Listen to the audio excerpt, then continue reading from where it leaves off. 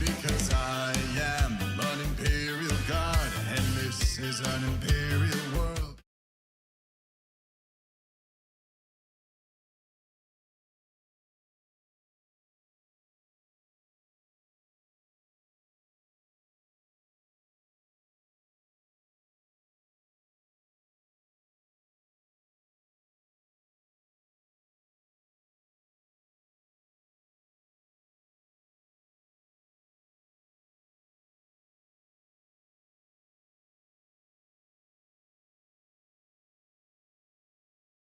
Alright. Hello! Hobo, thank you for 10 months! Thank you! Thank you. Alright. Aloha! How's it going, everybody? We're playing Autopsy Simulator.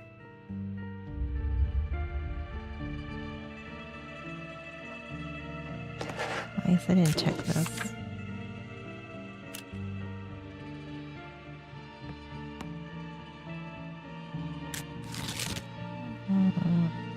These are weird.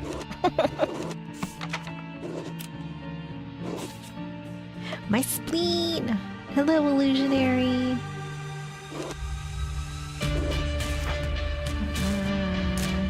Nudity sensor? I guess maybe that has to be on.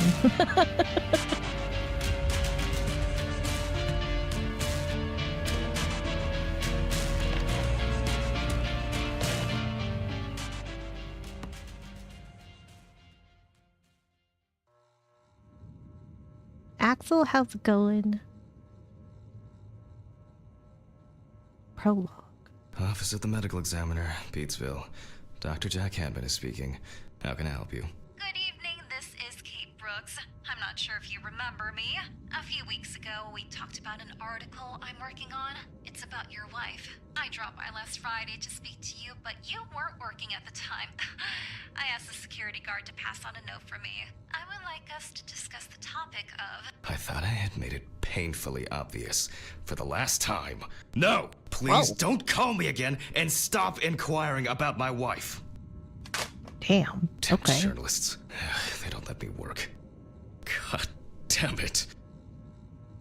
I'm not in the best frame of mind to record a lecture for my students now. I'm feeling completely broken.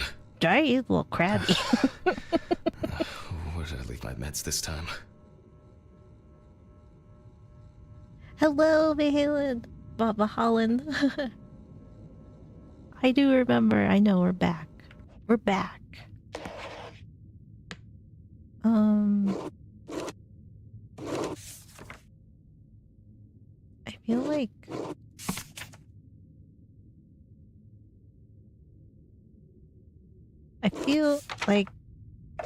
it's a little squirrely. Oh, here. I want this on.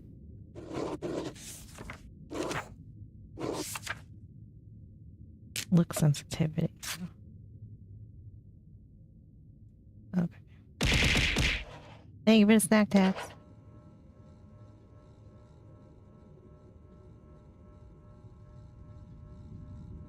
Check the bathroom for your pills. Oh, God. Awful. It would be good to finally repair the coffee machine. Is it loud enough? Mm. Stephen didn't clean up after himself again. How's it going, GB? The village by damn. Report. Oh, couldn't find you at home. Oh, this is the note she left. Okay.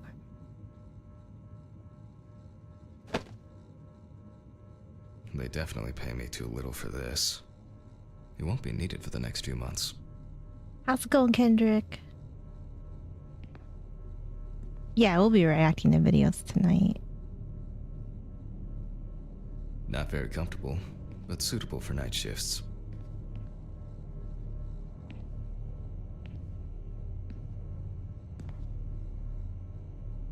Introduce me as streams.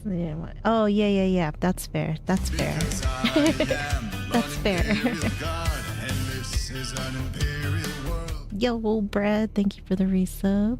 Thank you, thank you. Pathology. How to combine the hands of a surgeon, the passion for a good mystery, and an exceptionally strong stomach. Alright, so we gotta... What? We gotta go to the bathroom. Oh, God. Is it motion blur on?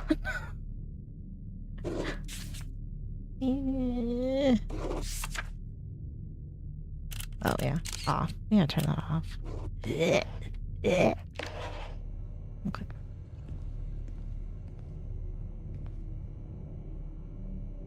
I'm poking everything. Oh. Okay, that's not the bathroom though.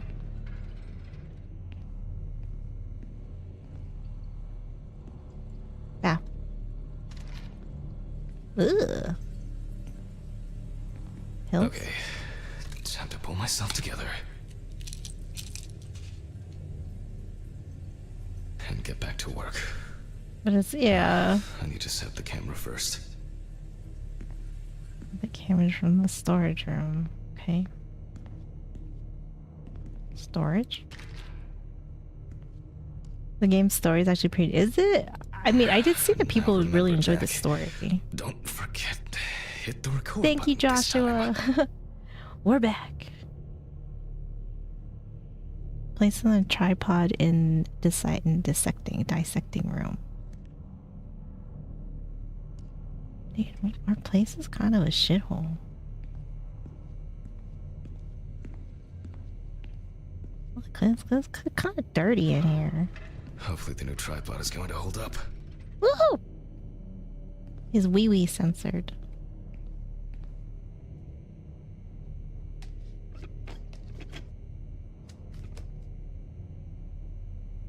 Now, I just have to get everything in frame.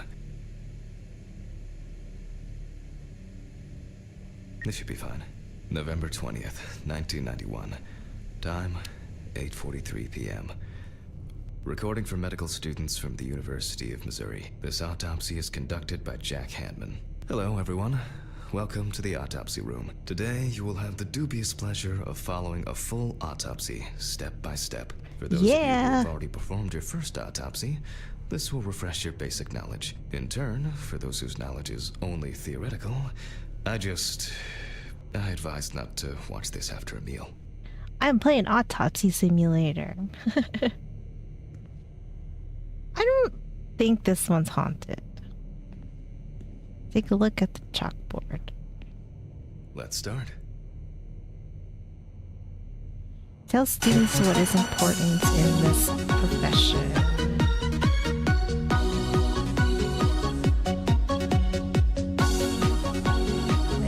Oh, thank you. Thank you for the super chat. I was like, what is going on? Thank you. Thank you. Your cousin goes to Mizzou? Hell yeah.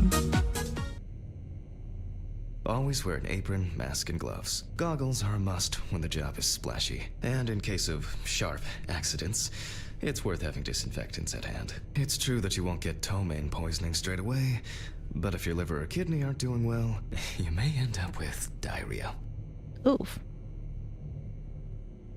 The cadaver is placed on its back on the autopsy table. The pathologist stands on the right But of have the a good deceased. night, Make man. sure that all the Thank necessary you. tools Thank you are again. always at hand, so that you don't have to run around looking for something, like I do all the time. That's helpful. How's it going, Spine? You just scream penis in it. I forgot I had that on there. It was fantastic. In the Thank process you. of revealing and securing forensic evidence, it is difficult not to interfere with the original condition of the deceased. Written and photographic documentation plays a vital role throughout the entire examination process. Bahan Soul said, "Oh my god, that alert! I feel like I just screamed penis in a church." It's what he's on YouTube. During your research, be patient, inquisitive, but above all, attentive to detail. Many entries are visible at first glance, but sometimes they can be cover for more interesting stories. And lastly, remember that nothing teaches you self-narration like working with the dead. So get used to that fact soon. Everyone will think you're talking to yourself. I talk to myself regularly. Now, on This to is the my police kind of folder. job. That will contain all sorts of pertinent information as to who the deceased might be and what potentially happened to them. So, let's take a closer look, shall we? You had a duck? Ooh. I haven't had a duck in a while. Yeah, it kind of reminds you of a mortuary assistant. Although this is like more, I think like, I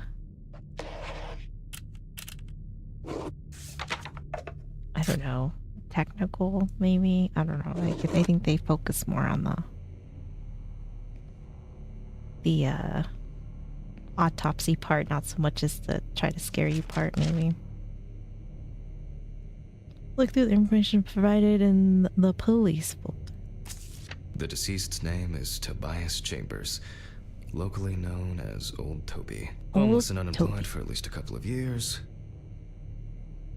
Sorry, inanimate objects is therapeutic. It is. That it is. The deceased was found on the outskirts of a parking lot at a gas station, where he often begged and persistently offered drivers to wash their car windows. Job's 35 miles away. Used to be 3. Oh, yeah, that is kind of like a big difference, huh? The body was noticed by a station employee during the morning shift. Initially, he thought that someone had thrown some boots and a coat in a nearby ditch. It took him a moment to recognize the pile of clothes as the body of a man. He worked most of his life at the local port dealing with unloaded cargo. He was fired for being drunk and starting fights. His son runs a hardware store on his own. His wife left him years ago. They both had no contact with the deceased. Signs of libation were found around the body. Empty bottles, traces of an inept attempt to start a fire, and a scattered makeshift blanket. Okay. Oh. That's it. It's worth remembering the context around the scene of a death. This allows you to better interpret any traces found on the body. I shouldn't start the procedure without gloves.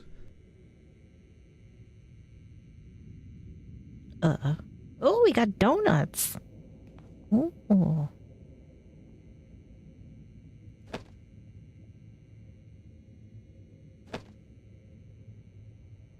Some of my previous cases, a reminder of more prosperous times.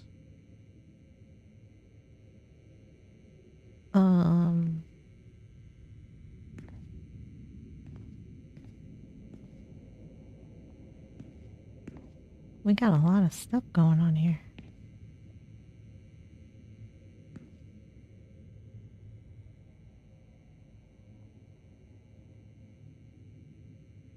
But no fast travel. I know, right? For real. Where's the fast travel option? Oh. Now it's our turn to take some pictures for our files. If I can just remember where I left the camera. It's in here somewhere. Aha! There you are. I knew it was here somewhere. Bro is me. As I don't know mentioned where I at the put beginning, anything. Before we begin the internal examination, we need to document the cadaver and the condition it arrived in. We begin with a full body photo. Try and stick to the top-down rule, but this is not always possible. Let's keep in mind it's all about the legibility, not the perfect frame. Stay away. Them donuts. General photos.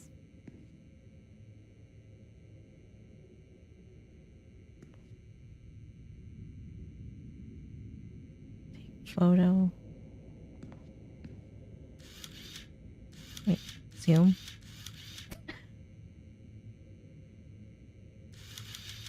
How's it going, Martin? Right? When was the last time you seen one of these? Voila. Now we move on to the next step. Looking for traces. Take your time.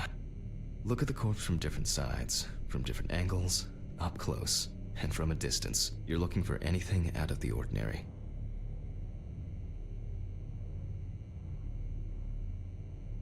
Find marks on the body in the photograph. I can't. Can I?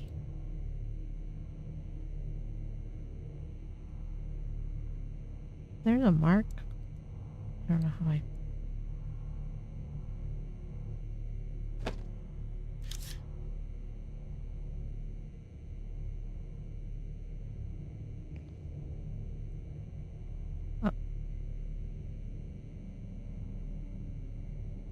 Uh-oh. How do I look at my picture now?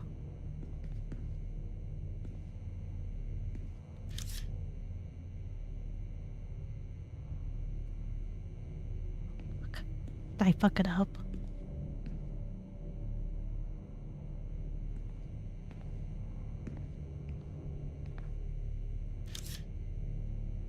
He has a mark right here, but uh-oh. Uh-oh. Uh-oh. Mistakes were made. I don't know if it's like horror. I think maybe some people just get creeped out by it, but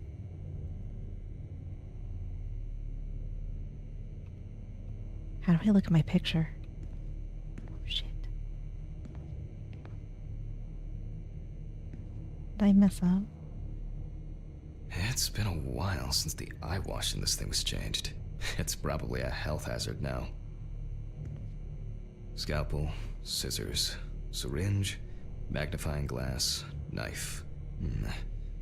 I guess I forgot to clean the PB in knife. frame.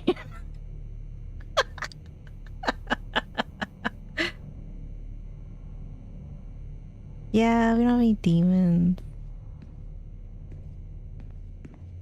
I think I messed up. I didn't mean to like back out of the picture, but I think I...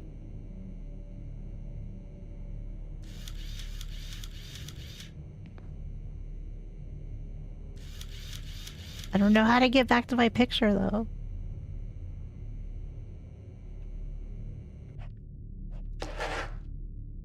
The controls. Notebook. Oh, that doesn't do anything. Okay, maybe I'm not there yet. Q and E. No. Where do we have any?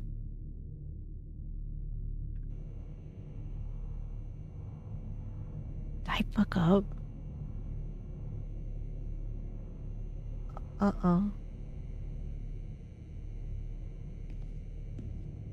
My picture didn't end up somewhere else, did it?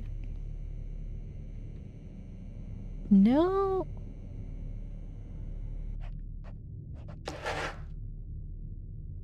You just tase. We can't just tase everything.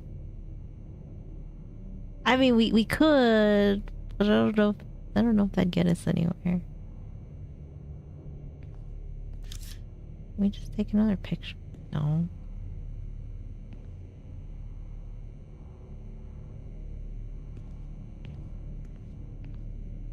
Oh no.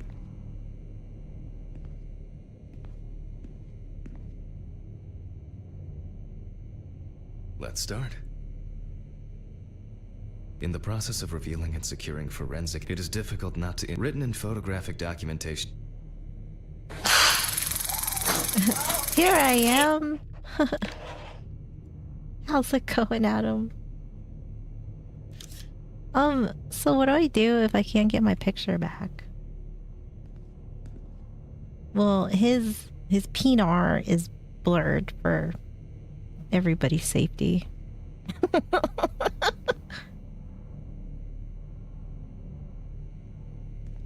Oh no. I messed up.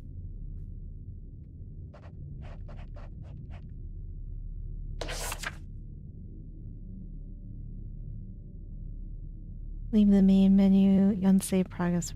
Should I just start over? Like, is there a way for me to... I lost my picture and I can't get it. So I don't know what I'm supposed to do now. I can't get my picture back. Okay. We'll just speedrun the beginning because I don't know. I don't know what happened. Oh wait.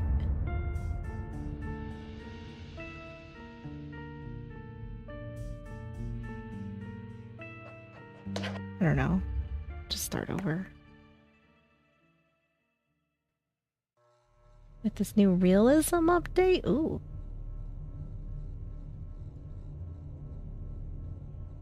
Office of the Medical Examiner, Pete'sville. Can we Dr. skip Jack this? Cabin is speaking. I'm sorry. How can I help you? I'll try not to fuck it up This this is time. Kate Brooks. I'm not sure if you remember me. A few weeks ago, we talked about an article I'm working on. It's about your wife. That you I want to dropped be by last Friday tased, to like speak just so to you know but what it you what were it feels working at like. the time. I asked the security guard to pass on a note for me. I would like us to discuss the topic of. I thought I had made it painfully obvious for the last time. No! It seems fun. Please don't call me again and stop inquiring about my wife. Crematorium seemed Damn like maybe journalists. They don't let me work. a little bit rough. God damn it. I'm not in the best frame of mind to record a lecture for my students now. I think I feeling can skip stuff after this. completely broken. Son of a bitch. Where did I leave my meds this time? Right? You do not want to be tased. I wouldn't think so. Okay. Alley-oop. Swoop. And get back to work. I need to set up the camera first.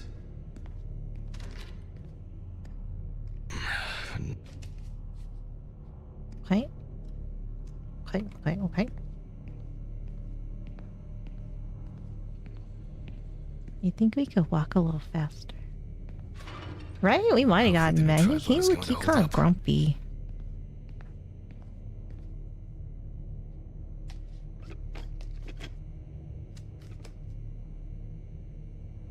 Now, How's it going, I just have guitar to get works? everything in frame. There we go. This should be fine. November recording this up. Hello, everyone. Welcome today. For those of you who, in turn, I advise not. I advise not to eat. Let's start. Always wear goggles are a must, and it's true. The cadaver, the patho. Make sure, like I do all the time. And that diarrhea. In the process, it is difficult. Written in photograph.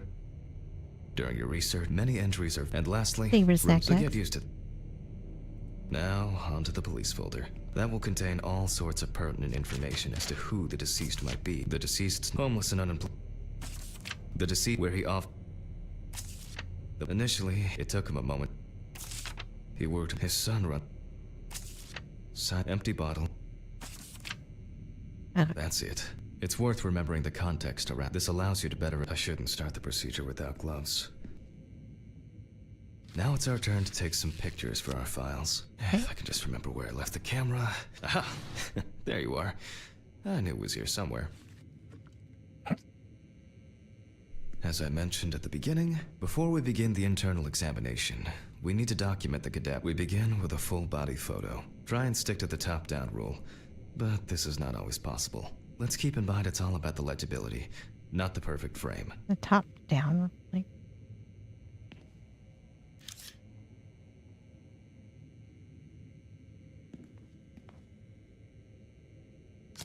Voila. Now we move on to the next step.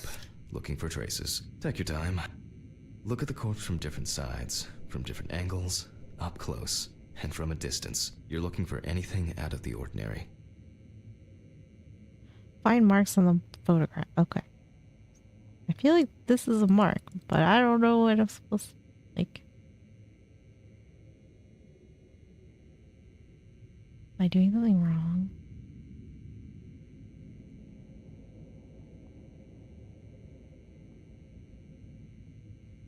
I don't know what these are. I don't know what this is.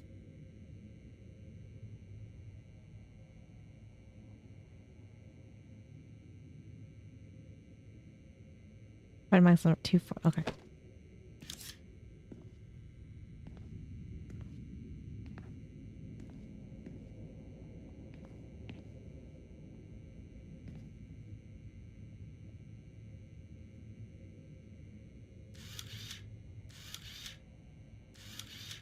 That's Something interesting. It will be necessary to check There we whether this go. injury was severe enough to cause damage to the brain. I gotta shake it, yeah.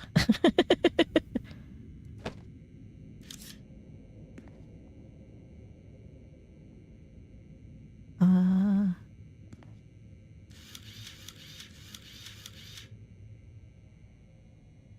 Hardened hands, worn out by physical work, and frostbite? yeah. Yeah. Oh my god. Bruh.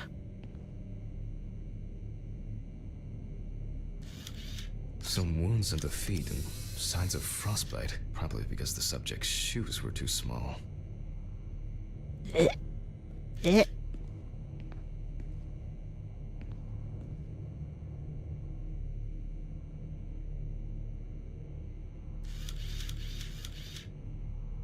Poorly healed wound.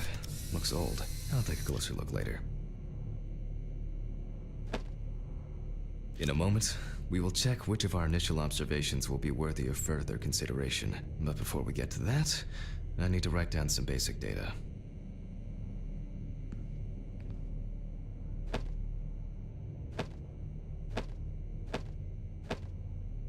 Okay. Perform the autopsy. That's... What? Ooh. His feet are gross. No, thank you. I hate feet. Ugh. Feet are icky. Scalpel, scissors, syringe, magnifying glass, knife. I guess I forgot to clean the knife.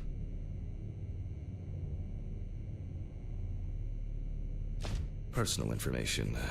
The deceased was unclothed. Date. Okay, as you can see, I note everything down on previously prepared forms. Every pathologist must Yes, he keep a knows that I detailed hate record feet. of every step of the autopsy. This not only allows you to track the procedure, but also collates the results together, upon which you may back up your conclusions. So, enough of the boring prep. Let's begin by taking a closer look at the spots I photographed earlier. For this, you're going to need a magnifying glass.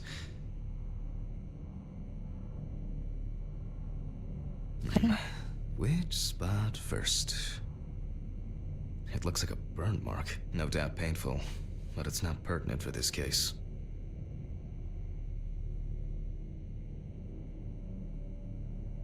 I can confirm the presence of ecchymosis on the deceased man's head. The appearance indicates the intravital nature of the wound. Add alcohol, which I can clearly smell, and this was an accident just waiting to happen. He self-bonked. Here we can see frostbite on the fingertips. We can tell by the characteristic skin color.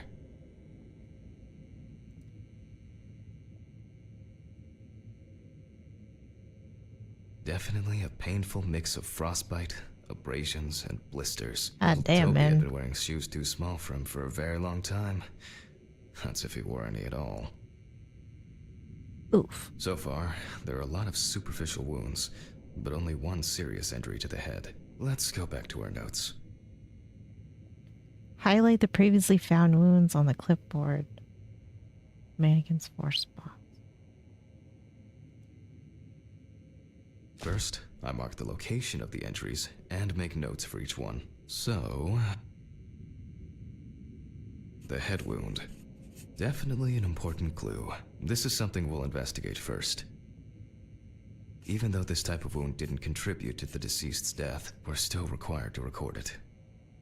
We're not in frost season yet, but high humidity, wind, and the inability to warm up can also be causes of frostbite. If Toby's body was cold for a prolonged period, the frostbite could have resulted from the body's defense reaction. The safety of the internal organs is more important than fingers, nose, or ears. As you can see, we don't have much to go on. Let's write down what preliminary causes of death we can think of. Various types of accidents are a common cause of death among the homeless and the elderly. Perhaps old Toby slipped and accidentally hit his head. Highlight and consider each wound from the marks and wound site. Oh. This is of no interest to us. Considering the conditions in which he slept, His body may have become hypothermic. The nights have been particularly nasty lately. We will check if there are any signs of freezing internally. Since the deceased clearly smelled of alcohol, I'll add alcohol poisoning to our list. Okay. We still have one thing left from the basics. Rigor mortis. Perform rigor mortis examination. Well, we take our deceased by the hand. It wasn't me. Gradually re-raise it.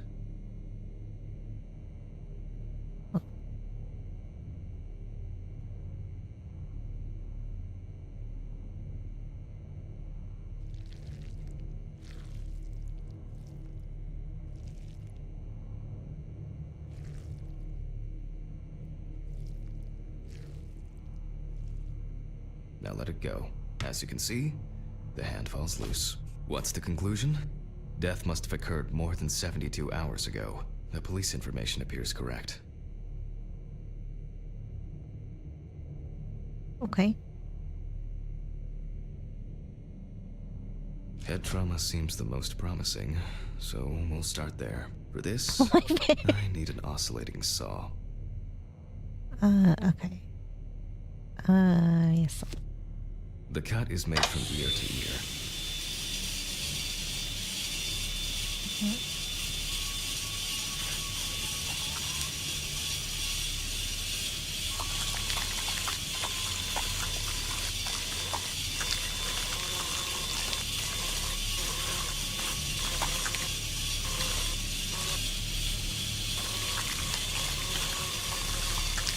Oh, okay. We remove the skin Okay, and the top of the skull. After the basic examination, we can see that the brain's cerebral gyri in both hemispheres are symmetric. The brain looks good. Let's take a cross-section. Let's take a cross section. Do the jiggle physics on this thing. Whoop, whoop, whoop, whoop.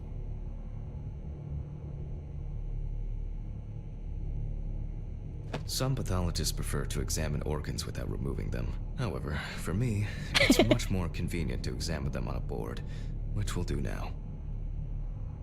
Okay. Dissect the brain with the cutting board. What is going on with my vision?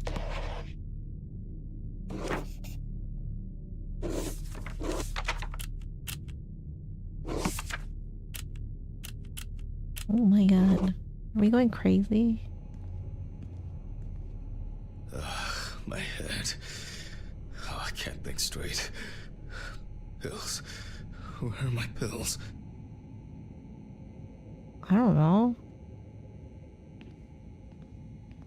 Are they back in the bathroom? Bro, it's been like 20 minutes. I smoked too much.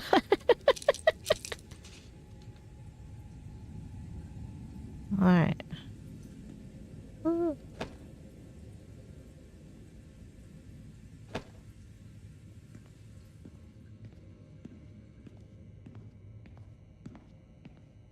I see we're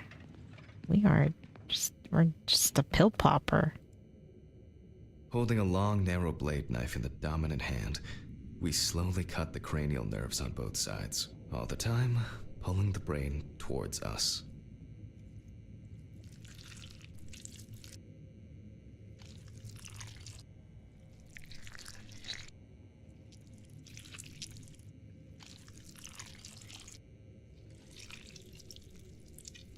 So far, so good.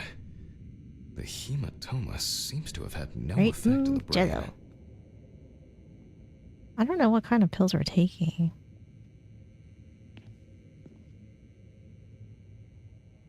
We can rule the fatal accident out as well.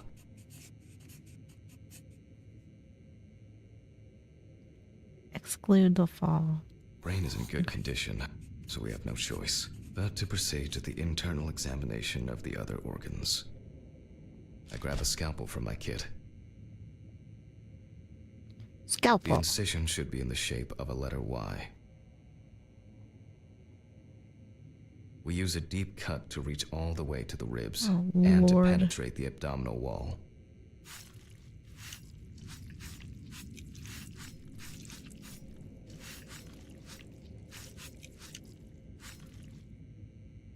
Oh. Almost poked you in the eye there, buddy.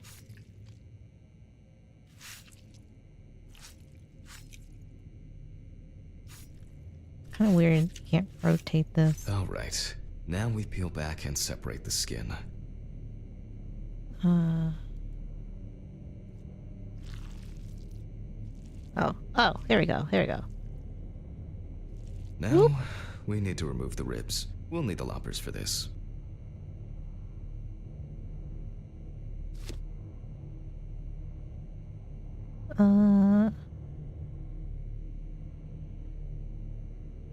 Wait. Oh, okay. Quite a satisfying crunch, for some anyway. After removing the cartilage tissue, we instantly notice two things. Firstly, there is no congestion of the internal organs. This means that although the deceased was hypothermic, it didn't kill him. Secondly, the deceased smoked like a chimney. So, we should take a closer look at those lungs.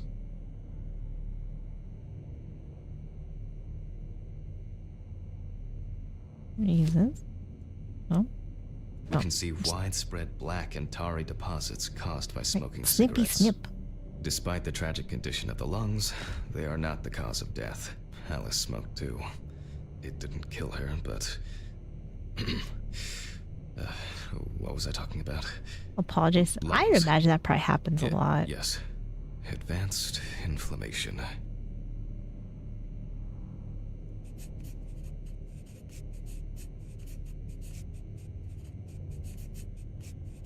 Grab its I don't think that's appropriate.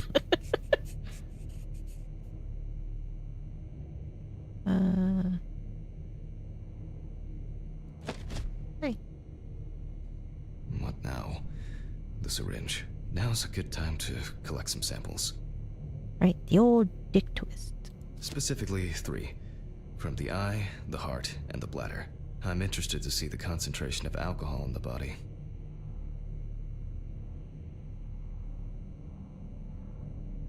Vitreous humor analysis is very useful in indicating long-term alcohol abuse. 5 milliliters from the left ventricle should do it. But from the bladder, we draw about 10 milliliters of fluid. Now we take our samples to the centrifuge. But before I do that, I need to find my notebook. My dyscalculia means that I always double-check the settings. Please excuse me while I run and fetch it. Bro, even though I'm not this bad. But...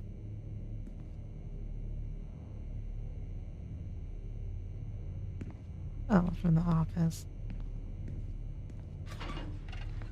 I mean, I cannot find things very easily.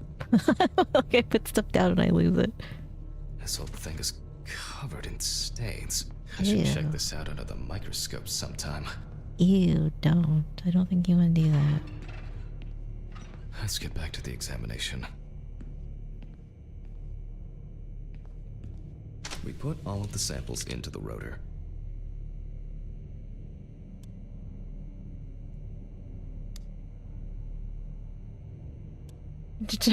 Now we set That the is appropriate true. time and speed.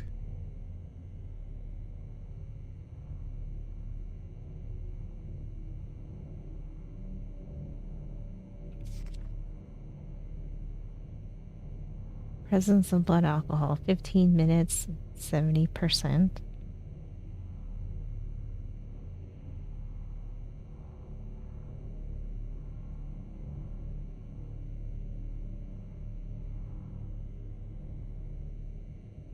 Okay, let's roll.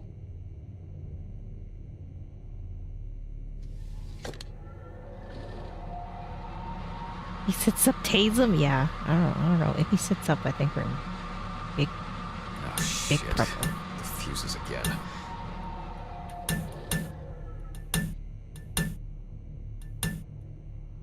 Where were we? Oh, yes. The blood alcohol concentration. Let's see what we've got here.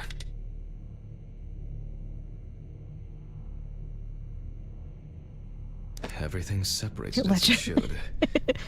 Our lab is closed until tomorrow after the last, incident. However, considering that Toby's favorite eau de parfum appears to be ethanol, I'm guessing the results won't surprise me at all.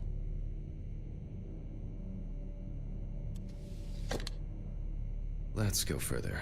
We will now focus on the cardiovascular system, specifically the heart. We remove the organ and examine it closely. We look for dark hypoxic areas, clots, or other elements that stand out as abnormal. At first glance, the heart looks fine. The pulmonary trunk and aorta seem to be in good condition. There are no pathological changes that would have contributed to Toby's death. Now let's take a closer look at the stomach. Size is normal, healthy, pink color. Jiggles.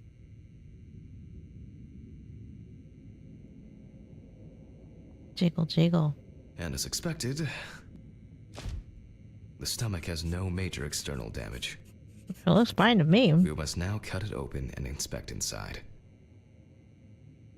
We will do it carefully so that its contents do not spill out.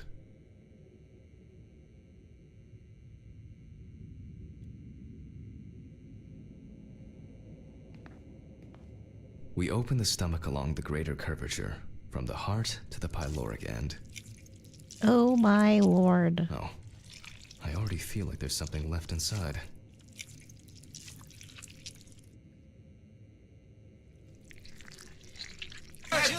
We had tippies, we got lots of stuff.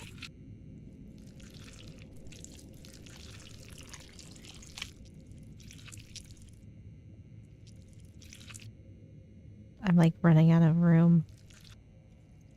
My mouse.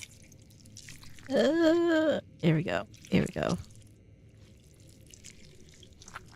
Whoop, whoop. Okay, large amount of gas. Small amounts of yellow, grayish food content, resembling some kind of meat. Either our deceased hadn't eaten in days, or the bulk of his stomach had already found a way out. Looks like I'll have to find the missing contents. You know what that means.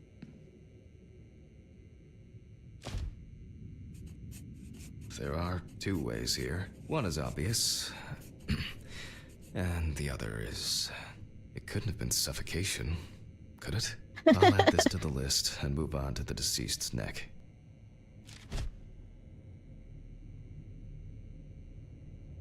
At first glance, the trachea looks normal.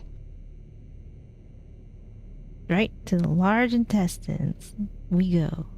Going spelunking. Same result as with the stomach. The external inspection doesn't tell us anything. This time we'll cut on a tray. That's right.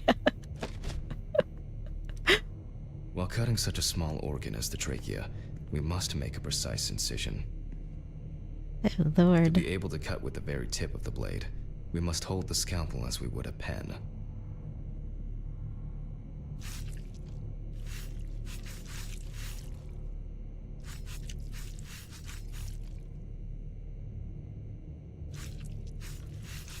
And after careful examination and deduction, we've got it. A clogged trachea. It's time to summarize the whole thing.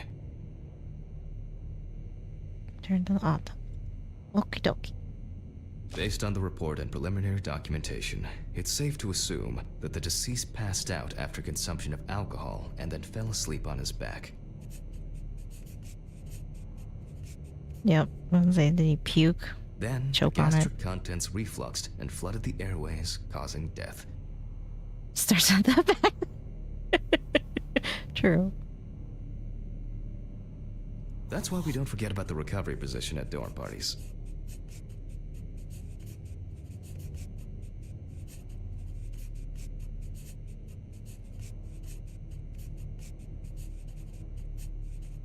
Okay.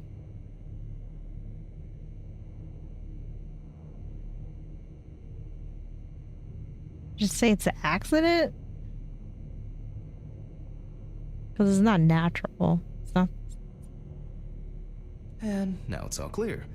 The death was suffocation. Now, signature. The mystery is solved.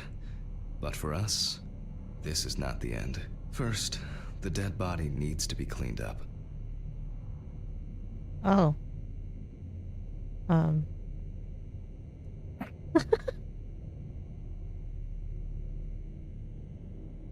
For this, we will need to close the body and grab the needle.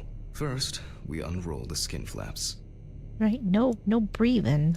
No breathing for you. And then, we sew the deceased back up.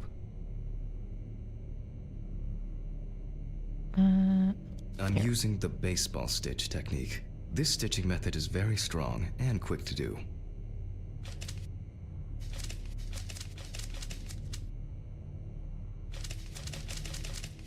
Swoop. Beautiful.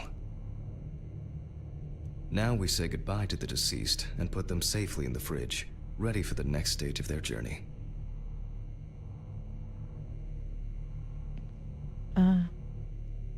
Oh.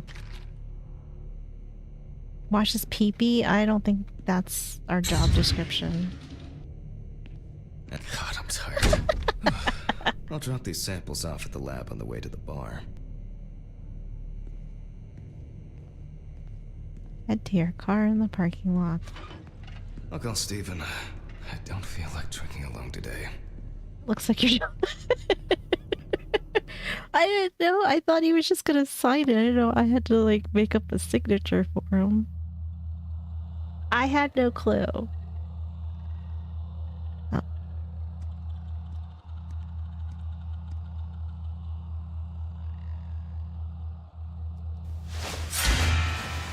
Spoopy.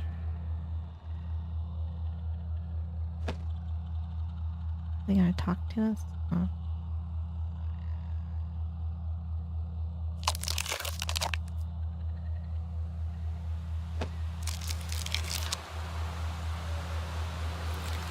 He's clean enough.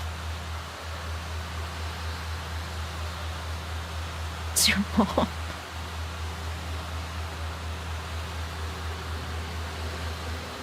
Johnny, how's it going?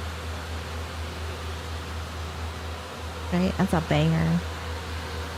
Spooky, scary skeletons.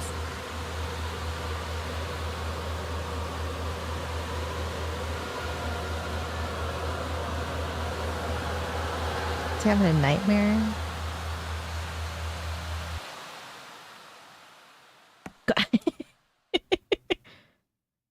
Got heads? Chapter 1. Bottom Forgive me.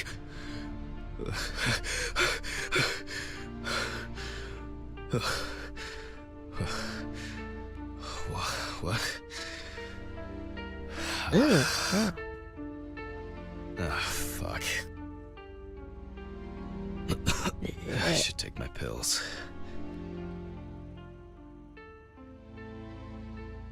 Time flies, and probably doesn't have to get up to work. So much light everywhere. Oh, I feel you there. It's a shame this won't help with my hangover.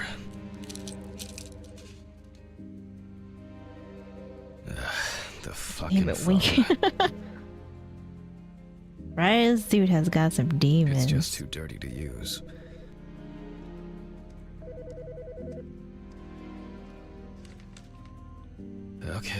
Okay. I know I'm late. I'll be there soon. It's not like the dead are impatient. Have a good dinner, Trainwreck. Alice? Who is this? It's Charlotte Graves. Oh. God, I'm sorry. I didn't recognize you. I thought it was work calling. It's okay. I hate it when work calls me at home, too. How is everything? We haven't talked since... you know. Well, there are good days, and there are bad days. What can I say? At least I can hide away at work. Well, you always were the most comfortable in the dissecting room. Listen, I have an unusual request. Okay, how can I help? It's nothing serious. I just wanted to ask, do you have any pictures of Alice? Maybe one where the two of us are together? I'd love to have something. to remind me of her. I guess. I'm not sure. I'll look through her things. Gonna Thank you. wriggle on. I'm sorry to trouble you with this. All this can't be easy for you. I'll get through it somehow. I've been meaning to sort through her stuff for a while. Have you asked Stephen if he has anything? Yes, I spoke with him this morning. He said he gave everything to their mother and that I should ask you. I see. Jack, You going to I know bed, you're Mernon? trying, that you cope somehow. Stephen's there for you. Although, well, we all know how he can be. But, I mean, left if you. wanted to reminisce about Daniel. Alice, talk. Bruh. I really should go now. I overslept, I'm late for work, and I still have some errands to run on the way. Oh. Okay, sure. Sorry to keep you. I'll look for something and send it over. Thanks for the call, and bye. Oh, do you have my address? Not on hand. You'd best remind me again. 292 Browning Lane, apartment 432, Johnson City, New I'm York. playing with corpses. Yep. Yep. 13790. Got it. Thanks. Thank you. It would mean a lot to me. Just miss her so much. Yeah, She sounds kind and of that's creepy. okay. Really, no problem. Thank you. Take care, Jack. You too, Charlotte. It was nice to hear you. I don't know. She sounds a little Well, sus to me. That was a bit unexpected. I should probably find something to send.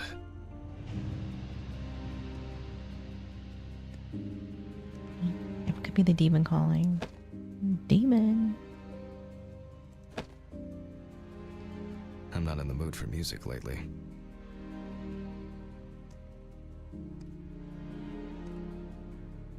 They certainly have more will to live than I do. Damn.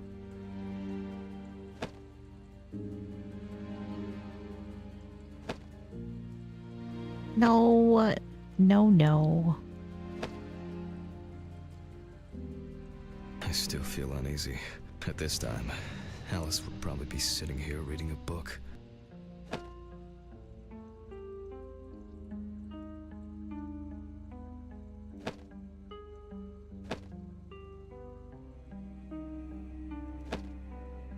Examine these 5 Alice-related things. Items.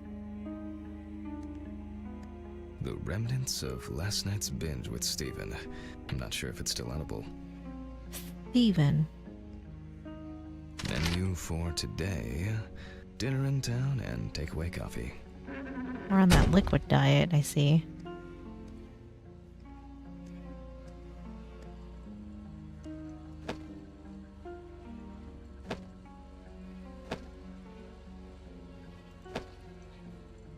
Some days, I just feel like setting fire to all this paperwork. I'm fed up with it. I can't blame him there. I'm making sure now. I'm not doing that either. I really need to get this laundry done. No. I wasn't able wow. to support her through this.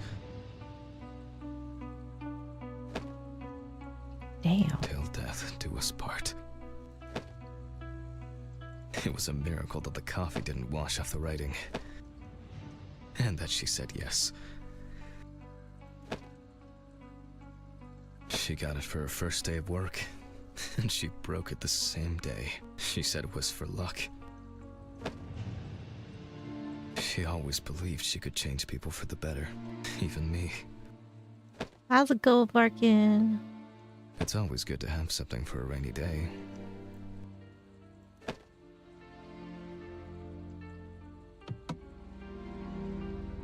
These were from Thanksgiving. Stephen invited me. I was going to give them to his mother, but then I met Alice. That was the first time I saw her. Alice and Charlotte in Amsterdam.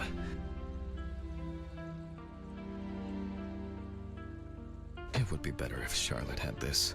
It deserves to be on display and not hidden in a drawer.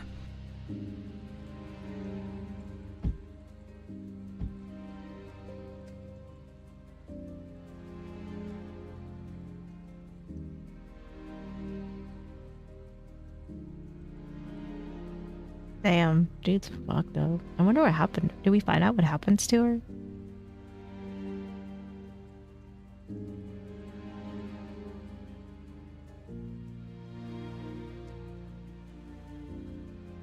It's been almost a year.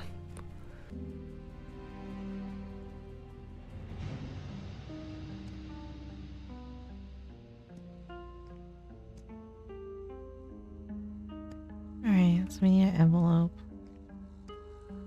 Yoink. Okay, time to go to work. I'm seriously late.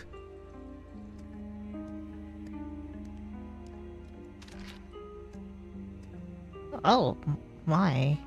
This is...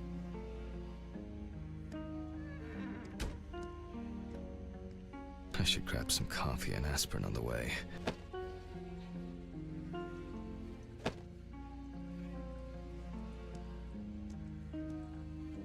What the fuck, but it's Just a great. joke that smoking near I kind of plants like that makes there's a cigarettes story less to harmful. it. I don't think that's a bad thing.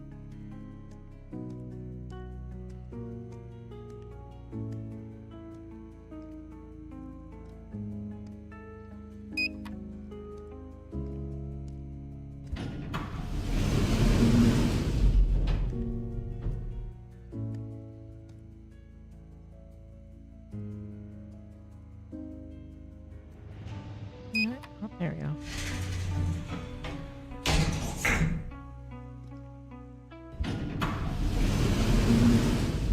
I like that.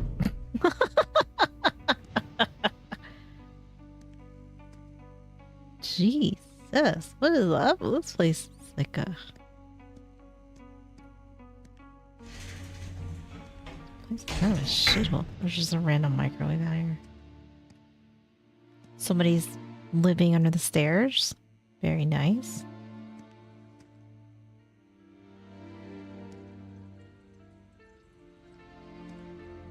Halloween party.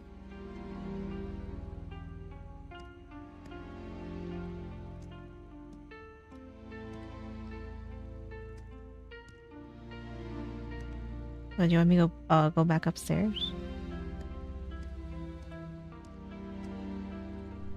Standard correspondence consisting of bills, advertising leaflets, and pious reminders about the upcoming end of the world.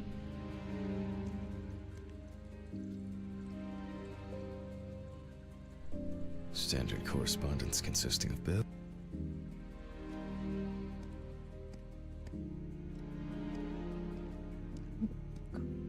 Oh, wait, like go through the floors.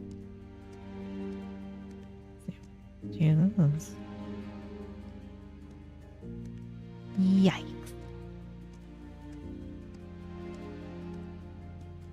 That thing.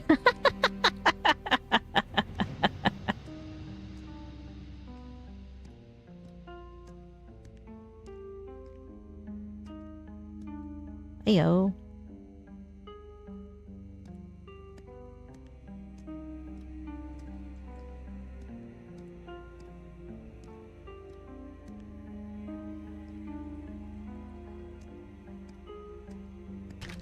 This is back in our apartment.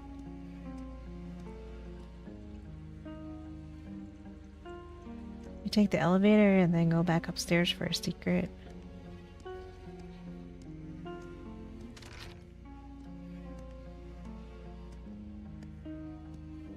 I'm supposed to like take it all the way like from here down. Oh, wait, this goes up. Go up? Go up one more? Oh no, we're on the top floor.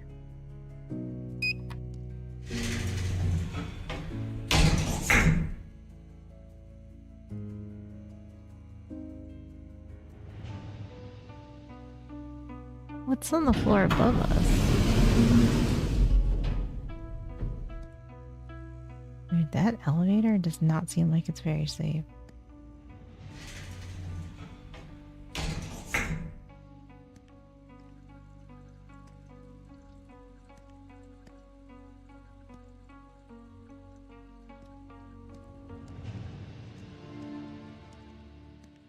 Oh, for fuck's sake. Maybe they'll finally fix that door.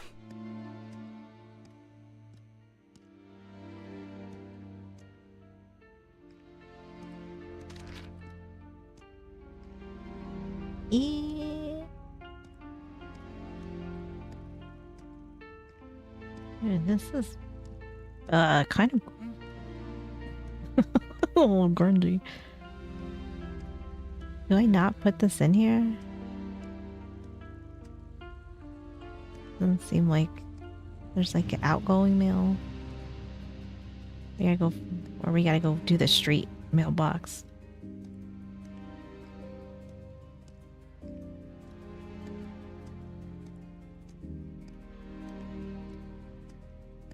God. I hope this helps, Charlotte.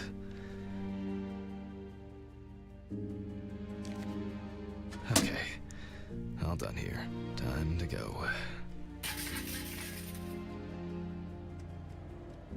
We can go look. I can go take the elevator one more time and see if it does anything.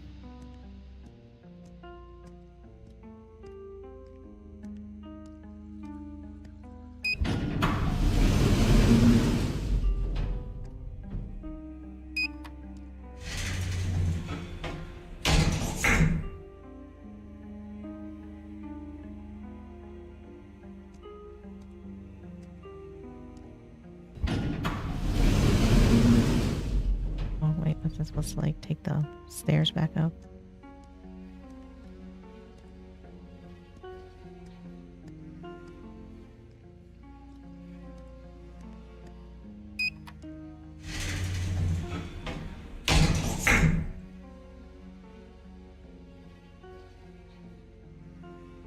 I can't believe there's not a dick drawn in here. -1. -1.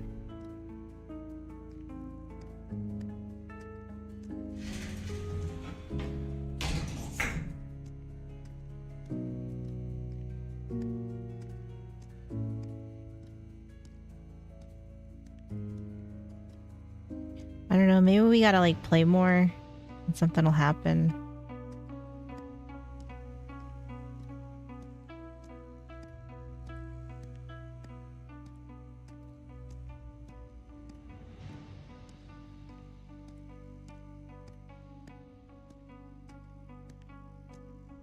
There's a toilet out here. Here, is this our car? Ugh, damn. I forgot my jacket. Ah, well. I'll brave it for tonight. Too bad.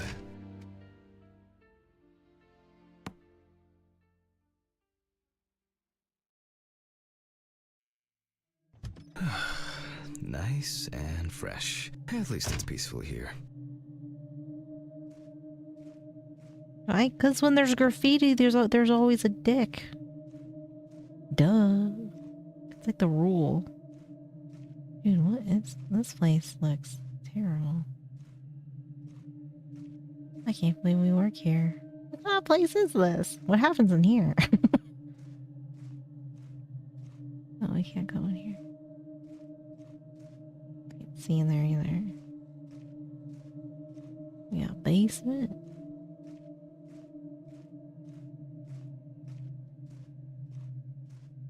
That's okay. Yeah, we haven't been there. That has not happened, but now I know. I guess our apartment's gonna get broken evening, into. Mr. Ridley.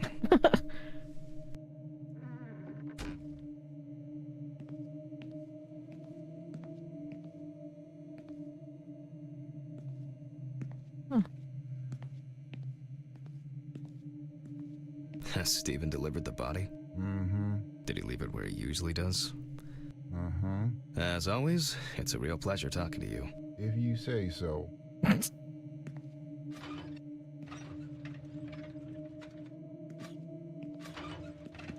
Some corpses have more personality than this guy.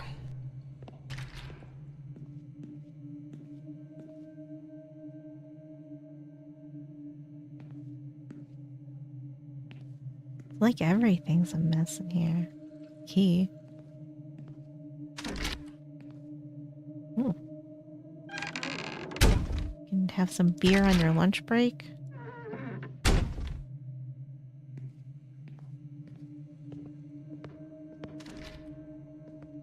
Okay, that's just storage room. Christ. Who leaves the window open in the middle of November? So I'd better check the answering machine. Ooh. Mom always said not to accept sweets from strangers. Fine. It's actually my birthday. Dorothy must have marked them down. What? Still no mold? What kind of cheap and nasty coffee is this? I don't understand why you can't just smoke outside. Due to a lack of preparation, this time the lecture will be... It won't be needed for the next few months. I guess it was in another life.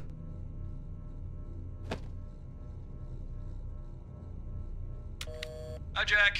I dropped by a little early today. I left the body with Ridley in the corridor. He wasn't sitting in the locker then, so maybe he'll even throw him into the room. I didn't make the rules, Daniel. How are you doing? them, I mean, it's your first them the birthday rules. without her, and... This, I still have a hangover, and you know me, I run to the John like the neighbor's fucking dog. You know, today I slipped on his shit again. That fucking furball. He always has to shit next to my car. Anyway, I can't come over in the evening, but we'll catch up on the weekend, okay? Bye. I almost forgot. Charlotte called me this morning. She asked about you, so answer your calls, Jack. This time it's not a reprimand for being late. That's par for the course. I wonder when this clown will learn to look under his feet. Birthday. I actually forgot it was today. Alice made me muffins like these every birthday. Okay, joke's over.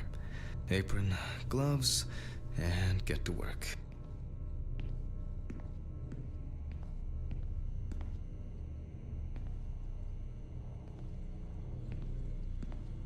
Ain't going to any other rooms. Ooh.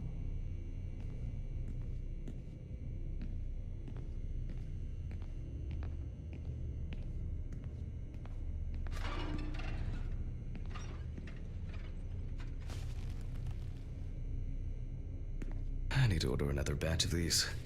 I've got to remember to do that later.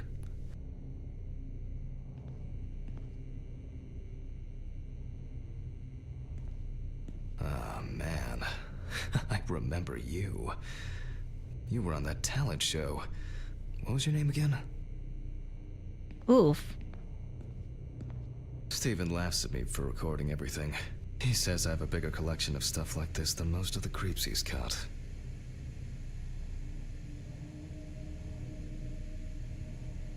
November 21st, 1991. Time, 9:13 p.m. The autopsy is conducted by Jack Hanman. Lecture for the Medical University of Missouri. After yesterday's lecture, you should already know the ins and outs, so today we'll be consolidating our knowledge. So, where do I start? That's right, police folder. Ah, yes, Samantha Barker. Now remember, there's There's your probably gonna be a lot of chatter about this. Found in her own apartment by police patrol. Officers were called by a concerned friend of the deceased, who had been unable to contact Barker for several days. During the interrogation, a friend of the deceased admitted that Samantha never got to grips with the sudden fame that came after winning such a high-profile talent show. The deceased was found in her own apartment, in a semi-recumbent position on an armchair. Large quantities of alcohol and empty packets of sleeping pills were also found in the apartment. After her first album became a commercial success, she was hit with Might be a craving zombie. drought. She suffered panic attacks and severe sleep problems. How's it go, Drugs and koala? medication came into play. When questioned, friends admitted that Samantha's last days before losing contact seemed extremely happy and relaxed. She also quit drinking alcohol and mentioned something about rehab. The friend also Yeah, admits it that looks like she there was OD'd. no indication of an impending tragedy. Well, let's see what settled this matter. As you can see, the body is fully clothed. Therefore, before we move on to photographic documentation, we must remove the clothes. This time, we don't have to focus on the clothes too much. However, there are cases where a clothing analysis can lead to the cause of death.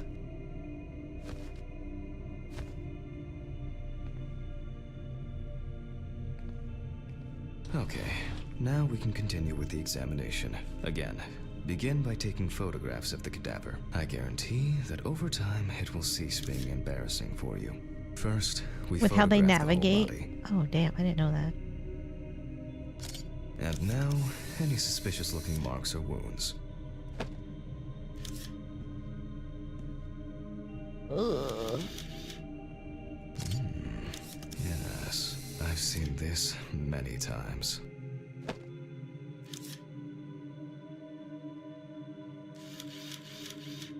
You don't get such bruises from a normal contusion. Oh, saucy. Saucy. Well, there's even more here.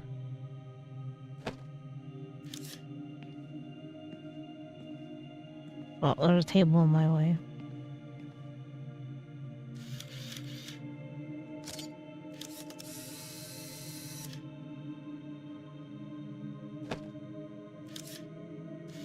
Whoa.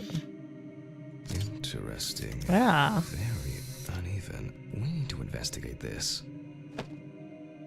A few we will need to look into here.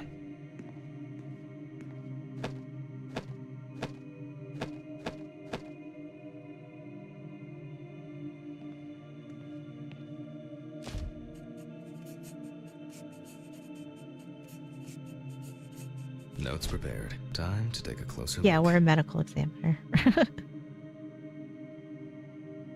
Yes, sir, we are. Some furrows have imprinted more strongly, others less, as if someone was, undecided. Hmm. Such bruises are caused by either a very heavy blow or by some internal issues. Right? I feel like she was murdered. It's kind of like what I'm thinking. And here's something interesting. The skin of the deceased is covered with numerous blisters. Some of them are ruptured. Others still contain fluid residue. It's like defensive wounds. The number of bruises suggests that there may have been some kind of tussle.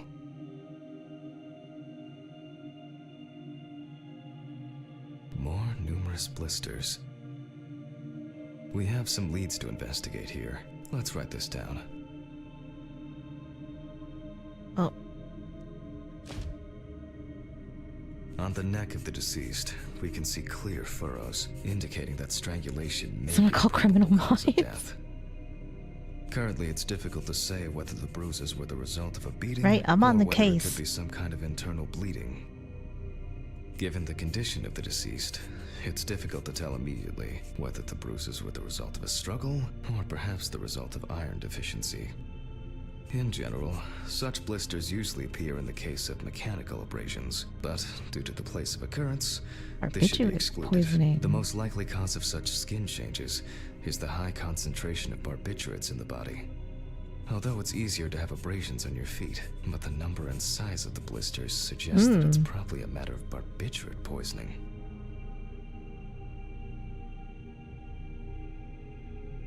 I'll add barbiturates to the list of necessary tests, to be checked in the lab later. After examining the organs, we can easily verify whether there was internal bleeding or whether the deceased was suffering from something. The examination with a UV lamp will dispel Third-party some doubts. involvement. Potential attackers could have left traces. A severed spinal cord, trauma to the larynx, or trachea will verify whether the hanging was the final nail in Miss Barker's coffin. Given the testimony of the victim's friend, I add alcohol poisoning to the list of potential causes of Miss Barker's death. A blood test will no doubt quickly verify that hypothesis. But first I'll check for external traces. For this we use the good old UV lamp. I look carefully at the whole body. UV rays will reveal any traces. The area around the head is empty. Torso, empty without marks.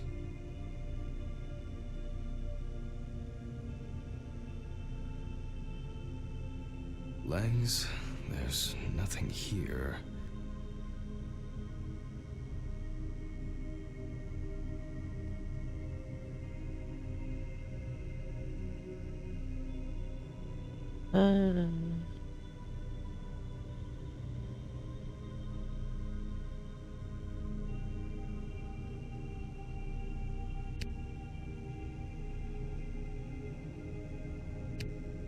Right hand clean.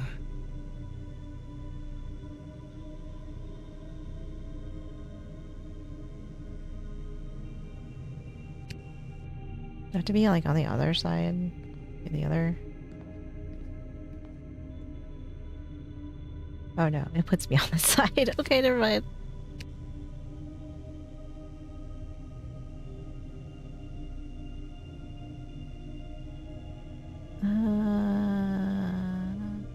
The left hand seems to be fine. No Okay. marks. Well, nothing to surprise us here. Now gently, we take the deceased by the hand.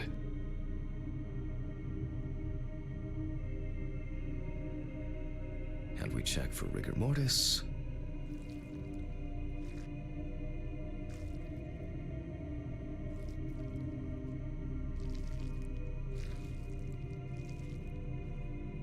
Again, the hand falls freely. Since we don't have a definitive lead, we will examine all the key organs one by one. So, I'm starting the internal inspection. I dissect the skin of the deceased.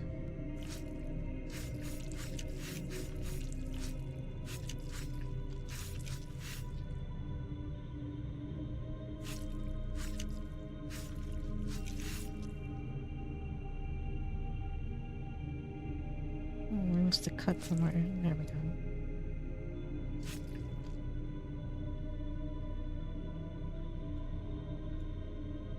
We get it all? We missed something somewhere.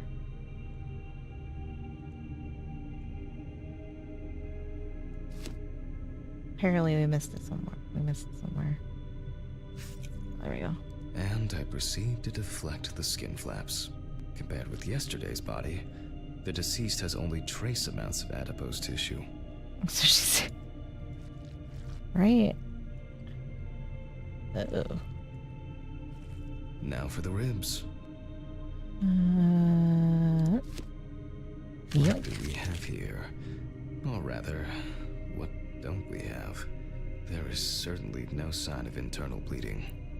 Before I disembowel the deceased, I will take samples for toxicological tests to determine the alcohol content in the body.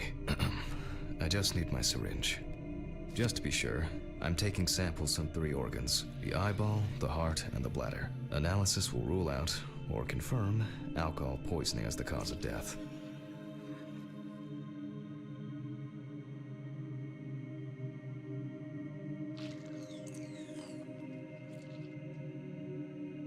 I'll transfer these to the centrifuge.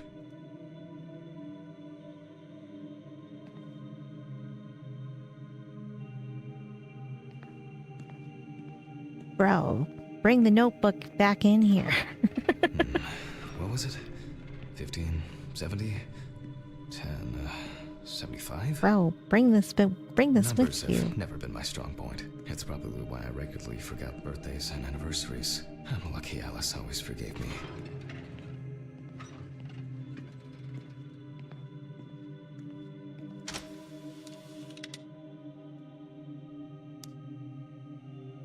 This game is actually really relaxing.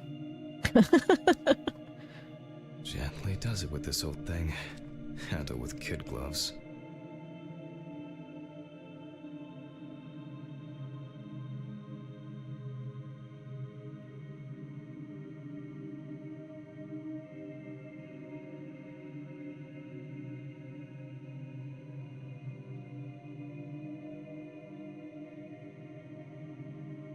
I'm starting the centrifuge. Let's see what results come out.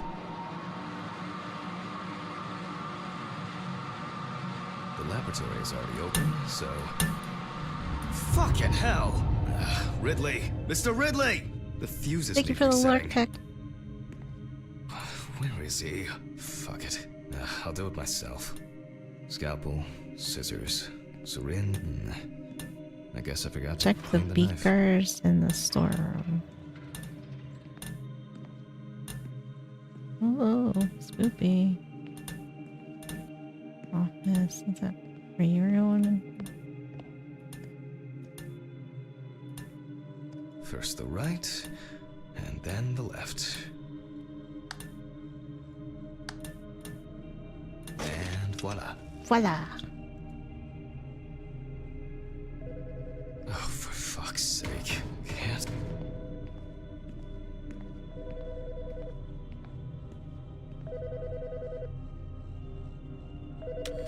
Jack Hanman speaking. There's the point. Easy, Things get what's so weird. rude? Steve? Sorry, man. This place is falling apart, and Ridley won't even lift a finger to help. You just can't work here. Did the centrifuge strip the fuses again? Yeah, eventually everything's gonna go up in smoke. Look on the bright side. It's a free cremation with your autopsy. Jesus, stop it. That shit pisses me Thanks off. for hanging out, Foxtrot. I'll be back on Tuesday night. I stream Tuesday, Wednesday, Thursday. Anyway, I'm calling to ask how the autopsy's going. Soon there'll be journalists sniffing around for info, so we'd best be ready. I'll whiz through this in a couple of hours. It doesn't look like a complicated case to me. More of a formality. The report will be available in the morning. Sounds great. Thanks. Phew. How's your head? Well, my head seems better than yours. It's fucked up, man. Not It's the way to fucked work. up. Holy fuck. What? What's happening? Quiet. A 3-car police convoy was involved in an accident near Pete's Bay Bridge while transporting prisoners to Orleans Parish Prison. At the moment, we do not know the exact number of victims or whether any of the convicts escaped. However, the scale of the accident indicates a large number of victims, possibly even fatal ones. Police are on their way to investigate the incident and secure the area. We know that the injured prisoners are on death row. The police were to transport them to their execution, which was to take place tomorrow morning. Many of them are very dangerous criminals. We will report on the matter on an ongoing basis, so stay tuned with us. What? Was? Uh-oh. Steven, was Red Pete one of the passengers? He was, wasn't he? What if he survived? Jack, I have to go. They want me on site. What if he survived? I gotta go. Talk to you later, okay? Oh, was his wife murdered then? Fuck. Oh, Calm shit. down, Jack. Pills. I need my pills. You heard him, Jack. Yes. Nothing's going Yeah, right. to happen.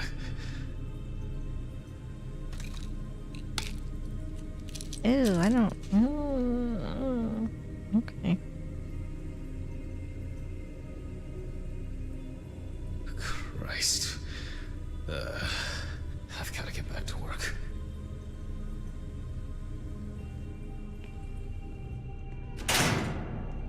Woo. Spoopy. Wait. Is anything happening?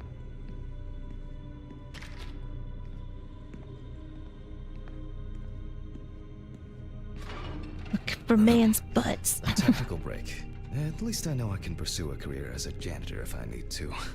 My old but trusted centrifuge. Ideal for all the fluid tests I need to perform during an autopsy.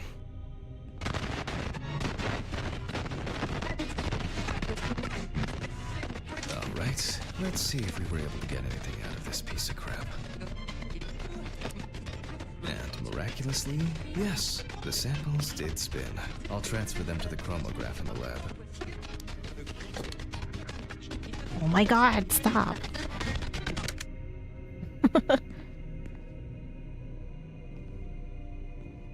What do you think this is? I'm trying to work here. The samples on the rack. That's the remix.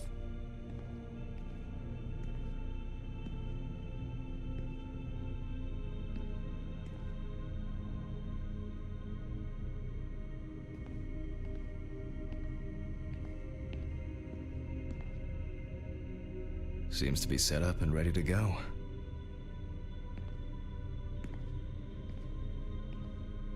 Where's the rack? I thought it'd be like close by. Bro, how do you have this set up?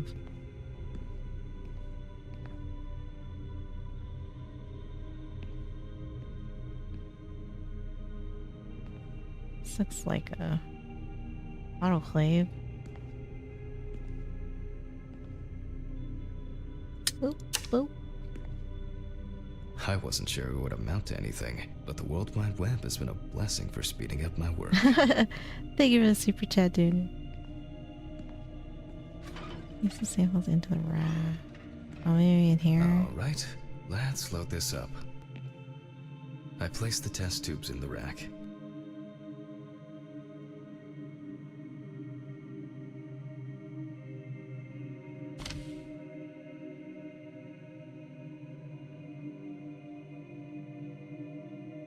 Now, just take 5 milliliters from each.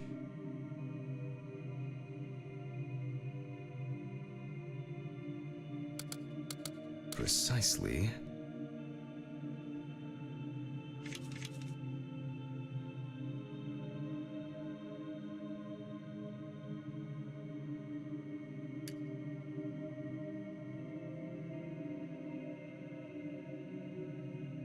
Yeah. And the next.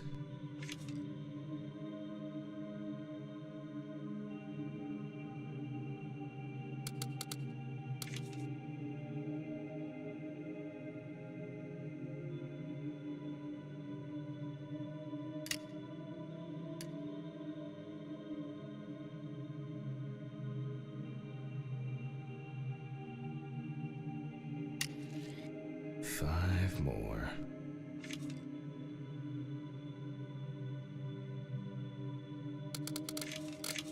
There we go. You probably can.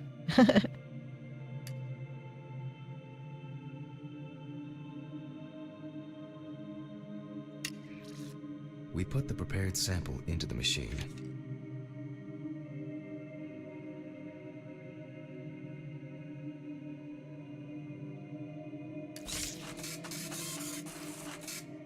Let's see what we have here. You love this game. This game's cool. The results indicate Very that the interesting. deceased did consume alcohol shortly before her death. However, this is not an amount that could cause poisoning leading to death.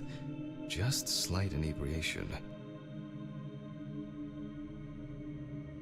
I can return to the body and continue the rest of the examination. What is this? What is this? The chromatograph results show that we can eliminate alcohol poisoning from our list of potential causes of death. However, remember that alcohol can affect the functioning of the entire body. It disturbs the heart rhythm, accelerating its rate, and dilutes the blood, which may result in more severe bleeding in the event of an accident. It seems like it's very remember that thorough. alcohol affects the metabolism of drugs in the liver, which I'll now look at in more detail. This is, I don't know, I think it's pretty cool. Oh. Okay. First, I'll pick up the syringe again. I'll take samples from the liver and the heart to test the concentration of barbiturates in the body.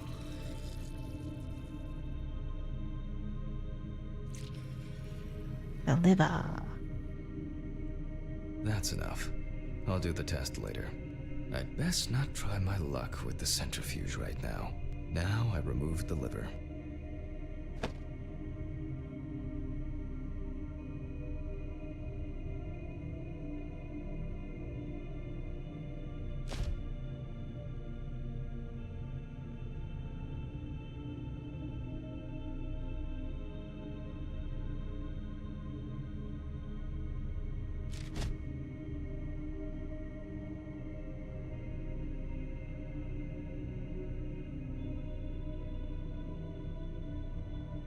Lesions. However, it is slightly enlarged. Perhaps it's a slight inflammation. Try to look like booger sugar to me. Damage. It may also be the result of the deposition of substances from drugs. Let's check the weight of the organ.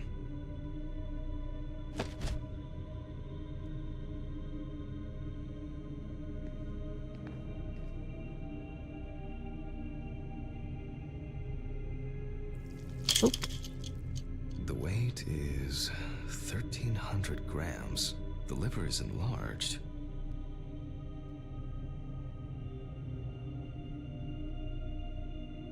Like how I'll it move on to a floats. cross-sectional study. Perhaps the enlargement is the result of early cancerous changes. The blade glides through smoothly. I don't feel like I'm encountering any changes with an unusual structure.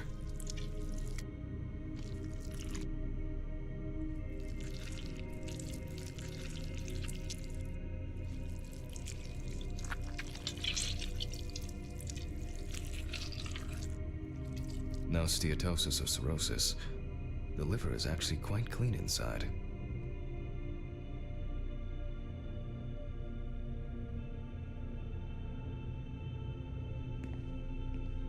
The liver is basically healthy. We already know that the deceased didn't abuse alcohol. The question is, what about drugs or other substances? I move on to the heart.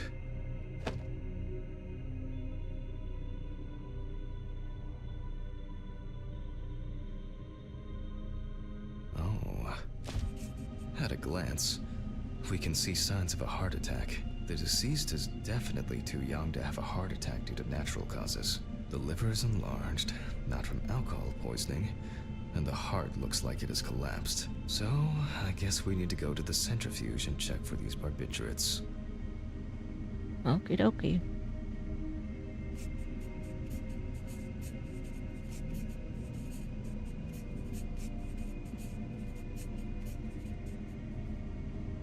I wonder how she was able to get hold of these drugs. The last time I saw this kind of poisoning was a few years ago. He was a middle-aged guy. He took his medication and forgot about it. So he took another pill.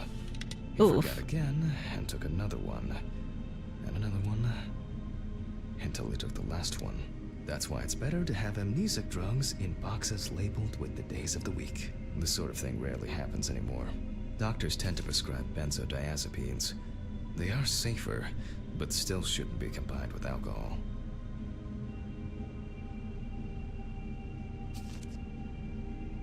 $10 minutes, 75%. All right.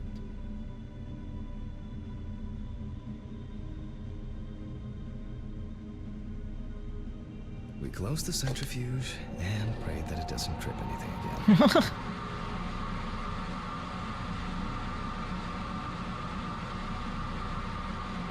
It looks like our luck is in.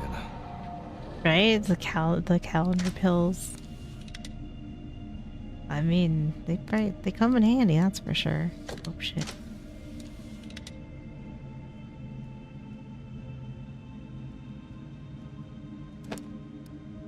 We can take the samples to the lab now.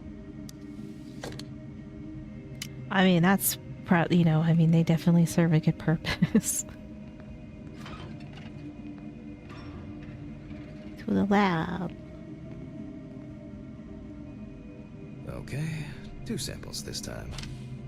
6 milliliters each.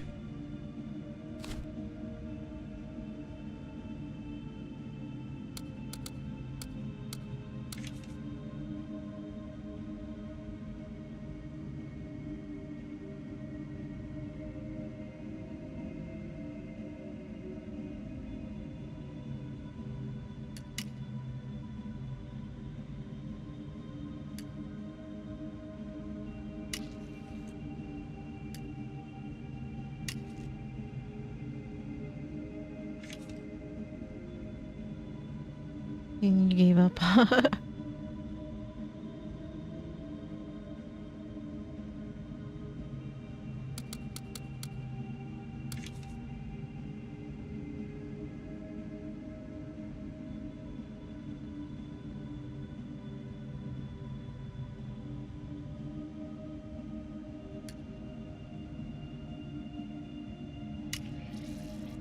Well, let's see how much of it we find. I guess they're kind of cheap though, huh? They probably break pretty easily. Nothing surprising. Significant amounts of phenobarbital metabolites of hepatic origin. Looks like I'll have to check the contents of the deceased's stomach. Ooh, let's check out the tummy. The tests showed that the collected blood contained enough barbiturates to cause cardiopulmonary collapse. The question now is whether it was an accident or a deliberate act. I'm proceeding to examine the stomach. Before extraction, I ligate the entire organ to prevent its contents from spilling out. Okay, I'm now cutting out the organ, which will move to the board for dissection.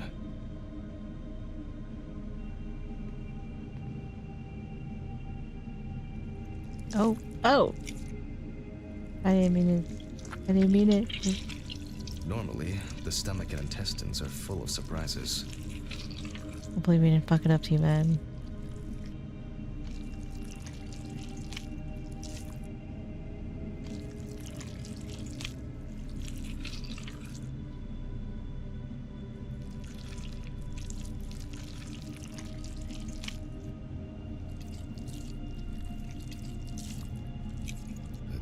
This time, Whoa. we see remnants of undigested food and a dense mass of pills. You don't take this many drugs by accident. True.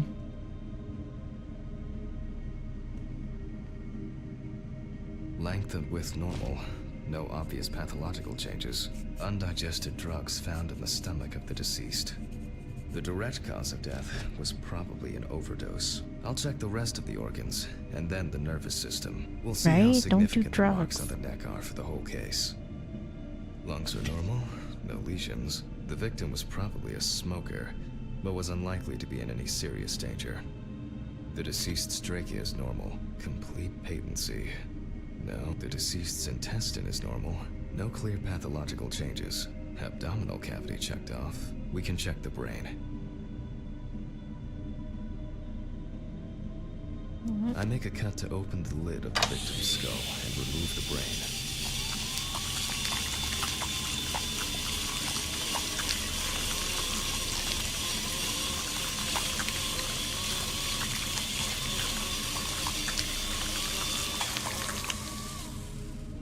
Brain is Wada. normal. No obvious lesions. All right. I need to dissect it on a board. Right, he did. That is true.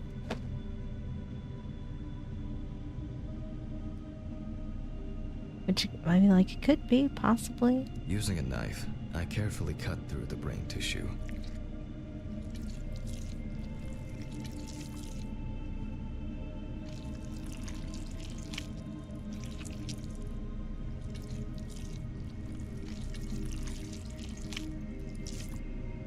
As expected, the deceased's brain is in excellent condition. No discoloration or changes due to hypoxia.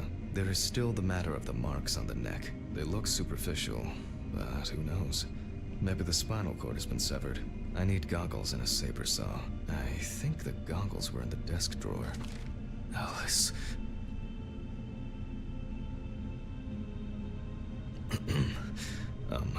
Saw. I thought you were normal. Oh my gosh. Saw. That would be a little.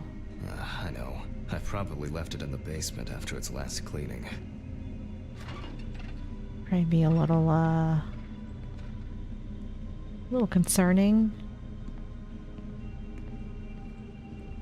How did he get to the basement? You just have to go out and around. Mr. Ridley, I need a key to the basement. It's in the social room. Why is the key lying at the... never mind. Thank you. Hey, Hammond. Did you hear about the convoy? Well, maybe you'll get a chance to relive your glory days and catch Red Beat again, huh? Let's hope there won't be a need for that. Oh my gosh. He could put that much enthusiasm into his work. That's I get not. the feeling That's that searching through this crazy. rubbish is more pathogenic than working with corpses. Please, may this be the last trip.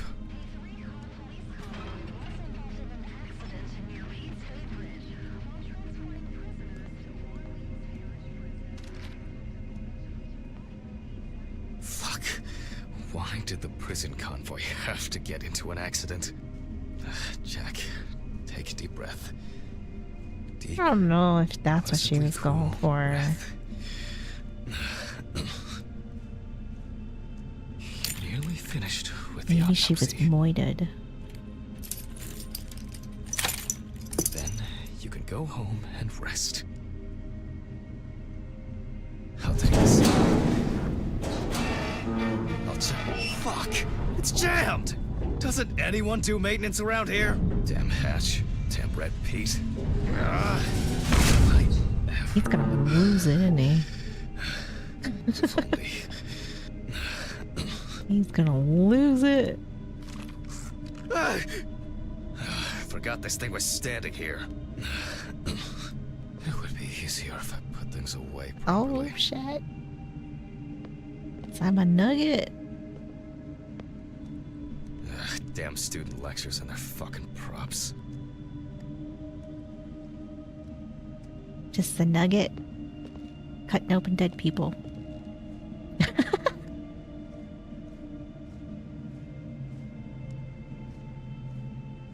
We need our pills. I don't like how this looks. Blech.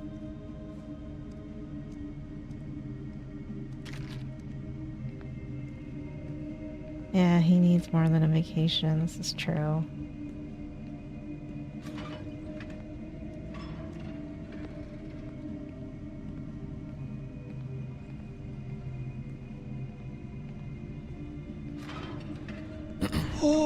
Sorry for the short interruption. I hope you all took the opportunity to grab some coffee. And now that I have everything I need, I'll move on to revealing the spinal cord.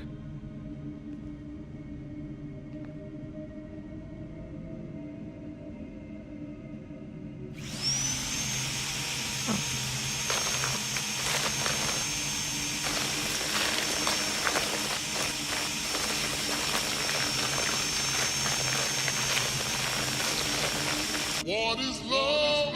Yeah. Baby, don't hurt me. Don't hurt me no more.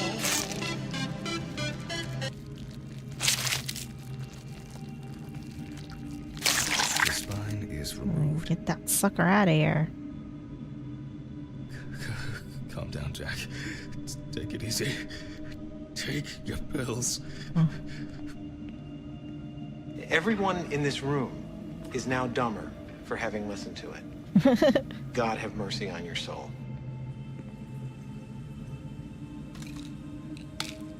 Right? She's empty now. How's it going, Casey? How are you doing? Good to see ya. Alrighty. I can see that the spinal cord was not severed. This shows that apart from the marks around the neck, hanging didn't negatively affect the condition of the deceased. Ladies and gentlemen, almost over. Now, to sum up and tidy away the body. The direct cause of Samantha Barker's death was a heart attack resulting from an overdose of barbiturates. Traces found on the body suggest that the overdose was a deliberate act, following a failed attempt to hang herself. The autopsy found no evidence or genetic materials indicating that death could have been the result of an attack. Third-party involvement must be excluded.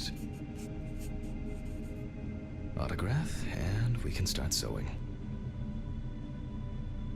There's our autograph. I am doing good.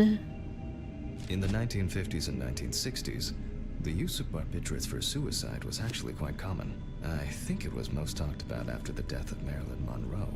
At home, it was a help and comfort. On death row, a farewell to the convicts. Well, that's the way it goes. It isn't the drug, but the dose that makes the poison.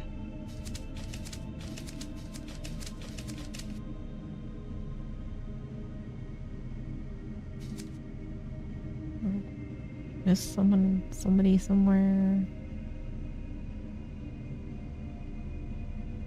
Well, we're done for today. Thank you for your attention.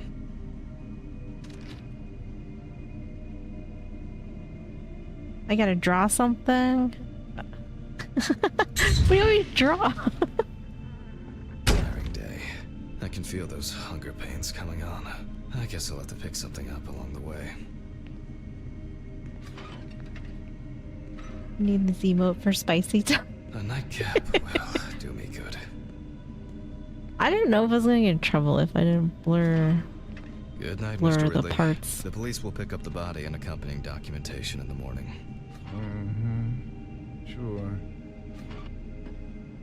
All right, next I guess time, there next are actually time. two things in this world you can be certain of: death and Ridley's reluctant attitude.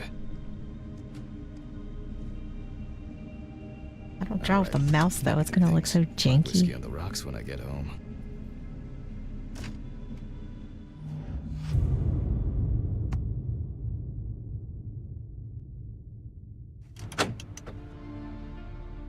All right.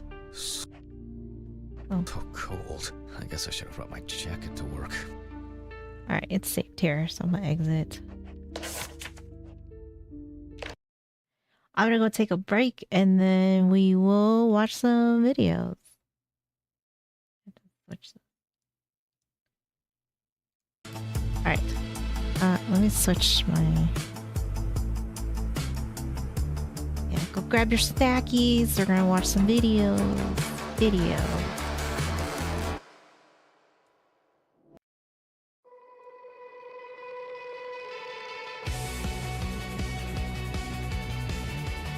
Yes, we are gonna watch the Brandon Herrera video. Yeah. All right, I will be back. Grab your snacks, whatever else you need, and yeah, I will return.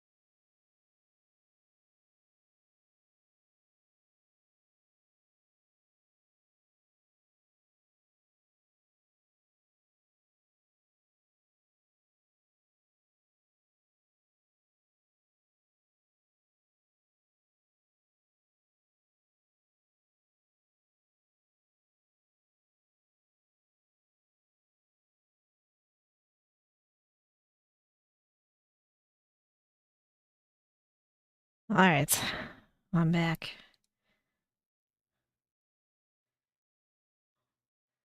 Let's do this. Got some Gatorade.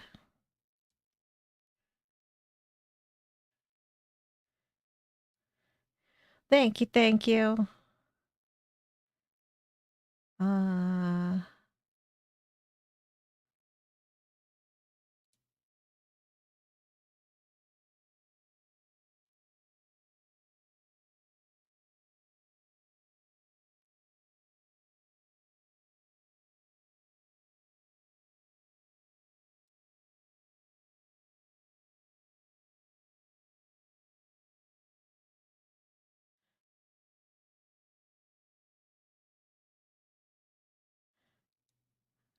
All right, and get this opened.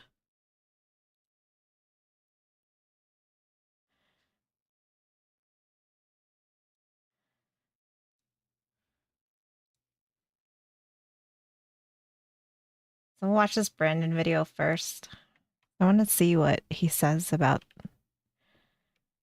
his running mate, opponent. All right. All right, all right.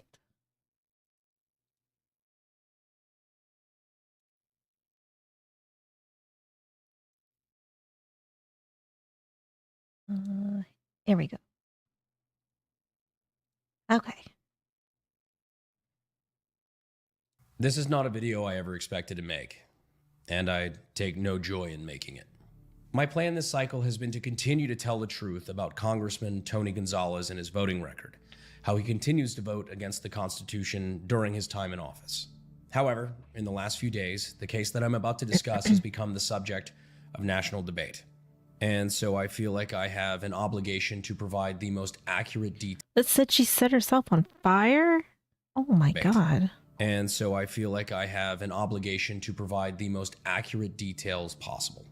I would have never expected in a million years to have to tell the story that I'm about to tell, nor would I ever consider it appropriate if this were mere conjecture. But at this point, these are no longer allegations. Oof. This has now been proven beyond a shadow of a doubt to be true, and the truth must be told. The voters have a right to know. And that is why, for the sake of the district, the party, and the country, Tony Gonzalez should step down. I'll start from the beginning. Regina Santos Aviles was a regional director for Texas 23rd Congressional District, Congressman Tony Gonzalez. She was originally from Uvalde and had served prior running the Uvalde Chamber of Commerce. From everyone that I've spoken to and from every account that I've been able to find, she was beloved by the community and took great pride in her work. She joined Tony's staff in November of 2021 and dedicated the rest of her life to serving the district, including her hometown of Uvalde, with various issues that the district was facing. But on September 13th, 2025, first responders were called to her home after an alleged suicide via self-immolation, where she was declared dead the next day from her injuries. She left behind her husband and an 8-year-old son. Oh my God. Several days after the fact, when asked, Tony said that he was, quote, heart-stricken at the news of her passing. He did not attend the funeral. Immediately after, a multitude of media sources, such as Current Revolt, asked a number of questions, including whether or not Tony and Regina were involved in a romantic relationship. Tony Gonzalez's office responded to every inquiry except the latter. All records were then sealed by Uvalde PD, from the police reports to the autopsy. Wow. Wow. Well, to any mention of Regina and Tony. All right, This Daniel. fed speculation, and Let's go, multiple Mike. publications started reporting on the alleged affair between Tony and Regina. This would be a bombshell, as Tony is a married man with 6 children and often uses his appearance as a family man for his public Right. image. It would also be completely against house ethics rules, subject to an investigation and penalties. Tony, of course, avoided any public scrutiny, including running away from multiple reporters. Multiple media outlets have reported that you had He's saying he's gonna go back to YouTube, Casey, because he doesn't really like Twitch. Scrutiny, including running away from multiple reporters. Multiple media outlets have reported that you had an affair with Regina Santos-Aviles.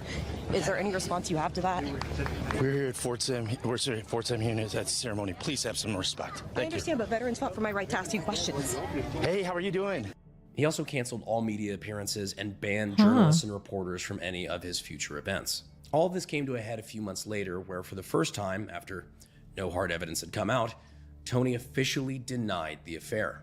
The rumors are completely untruthful. I also say it's like, I don't know exactly what happened. Which, as we will soon find out, was a complete bold-faced lie. But at this point, with no concrete evidence and an official denial of the affair, the story more or less died for a couple of months.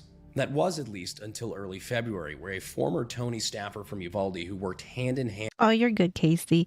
This is like, so he's like, this is the guy that he's running against. And apparently this came out, and I don't really know who Tony Gonzalez is. I know Brandon Herrera, but Tony Gonzalez, who he's running against, but I had no idea this had happened. And with Regina for 2 years for the congressman. But thank you for the alert. Decided to risk potential repercussions and come forward.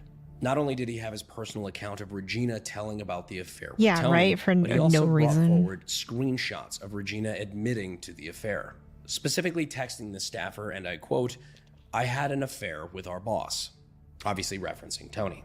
He even told about the facilitation of his family cabin for Tony, which he only later found out was used for extramarital activities. After this news started to break, Tony continued to double down and deny any wrongdoing, despite for the first time, material evidence is starting to come forward. Now, at this point in the story is where, unfortunately, I get involved. In Tony's denial, he blamed me for his actions, saying it was— What? How could you— What? How are you going to blame him? It's shameful that Brandon Herrera is using a disgruntled former staffer to smear her memory and score political points, conveniently pushing this out the very day early voting started. I am not going to engage in these personal smears, and instead will remain focused on helping President Trump secure the border and improve the lives of all Texans. Bro. It's my fault that a, quote, disgruntled former staffer was given a voice and that he wouldn't engage in personal smears. Which is rich, considering the same person who is now condemning personal smears ran an entire campaign last cycle personally smearing me. Bob Good endorsed my opponent, a known neo-Nazi. These people used to walk— Oh, no, he didn't. Is he real? Bob Good endorsed my opponent, a known neo-Nazi. These people used to walk around with white hoods at night. Now they're walking around with white hoods in the daytime. But what I find most interesting is that now faced with proof, he condemns me and the staffer who came forward with evidence while refusing to deny the claims that have been made. And now, the bombshell. In the last week, Regina's husband has stepped forward. Not only was he personally willing to confirm the affair, but he went on to go and tell his side of the story that he was keeping private out of concerns for his son. Which is completely understandable, but now with the evidence that is coming forward from former staffers, he stepped forward to set the record straight. He also came forward with text messages from Regina's phone, confirmed by forensic software, showing that not only was Tony involved in a sexual relationship with Regina, but that he pressured her into it from a position of power. With her even mentioning several times that he was going too far. I was like, what? This is going too far, boss. So how long have you thought I was this hot? Go to sleep. Oh my God. And even at one point asking if he was sober. These are only a handful of texts that have been put forward of what I'm told are thousands of texts between Regina and Tony. Keep in mind, this is a married congressman with 6 children talking to a married female subordinate. Yeah, From this is Tony wild. to Regina. Then send me a sexy pic. And he's denying this, and then he's blaming Brandon. What the actual fuck? From Tony to Regina. Then send me a sexy pic. Oh, Regina says, my. I swear my life has been a telenovela for the past 7 days. You really don't want a hot picture of me. Tony says, yes, I do. Hurry. Oh, he's a creep. Ugh. Oh my God. She asks, is this a test? Later she says, no, I just don't like taking pictures of myself, to which he replies, I'm just such a visual person. He then goes on to ask her favorite position. She asks yours first, and then goes on to ask, so is this why you're quiet around me sometimes, because you think I'm hot? He responds to this by saying, on top, pinning your legs. To which she then pumps the brakes and says, this is going too far, boss. Yeah. So how long have you thought I was this hot? He says, what do you like? And then answers, since you worked at the Chamber of Commerce in Uvalde. And then following up on that, reminder, this is a married congressman. Yeah, to a Taze is married creep. subordinate. He asks, anal? She replies, never. The texts then from this point lead to them arranging to meet up at the cabin that then gets picked up by the story that the other former staffer had told. Will be lots of fun. Gonzalez text. I say, let's meet there. Oh my God. Oh my God. Where he unwittingly set up an extramarital affair between his boss and his friend. These texts and the confirmation of a long denied affair have sparked national outcry. Local state rep Wes Riddell has called for Tony to step down. I mean, he's like talking to her as if they're like in a relationship and talking about sexual things. Oh my, like he's just a creep. Have sparked national outcry. Local state rep Wes Riddell has called for Tony to step down, while members of Congress have either asked for him to suspend his campaign or even outright resignation. And over the last few days, their complaints have made nationwide news, including reaching the Speaker of the House, Mike Johnson. Oh. Mr. Speaker, why should Tony Gonzalez resign, given these very serious accusations? There are serious accusations, and it must be taken seriously, and I've told him he's got to address that with his constituents. It has also come out that the House Ethics Committee has Yeah, right? It is. It really is. Oh my God. Yikes. Launched its own investigation. At this point, we know beyond a shadow of a doubt that Tony Gonzalez... So, like, right now, the votes haven't been tallied yet. So, but, like, they're very close. They are basically at the same... I mean, they're, like, what, from, I think it was Shayton, maybe, that posted the picture of the voting. Like, how could you vote for him?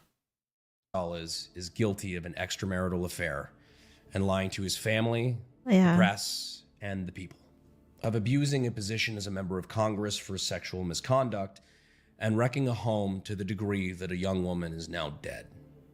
Up to this point, my campaign against Tony has been relying solely upon the issues, problem that I have and his voters have with his voting record. But this goes beyond that now. It is now irrefutable that Tony Gonzalez is a wicked man and must be removed. Now, next week on March 3rd, voters will have the opportunity to have their voices heard. But as we've seen, this goes far beyond. They're going to a runoff. Brandon was over 1,000 votes ahead. Well, good. I'm glad he is ahead. On politics.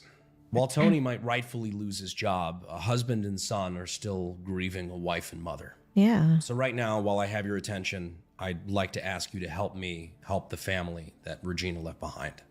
In the past few days, I've had the privilege of speaking with Regina's husband, and with his permission, we've set up a GoFundMe to help with the family and specifically to set something aside for the son. He seems like a great kid with a promising future, and we'd like to help them with that as much as possible.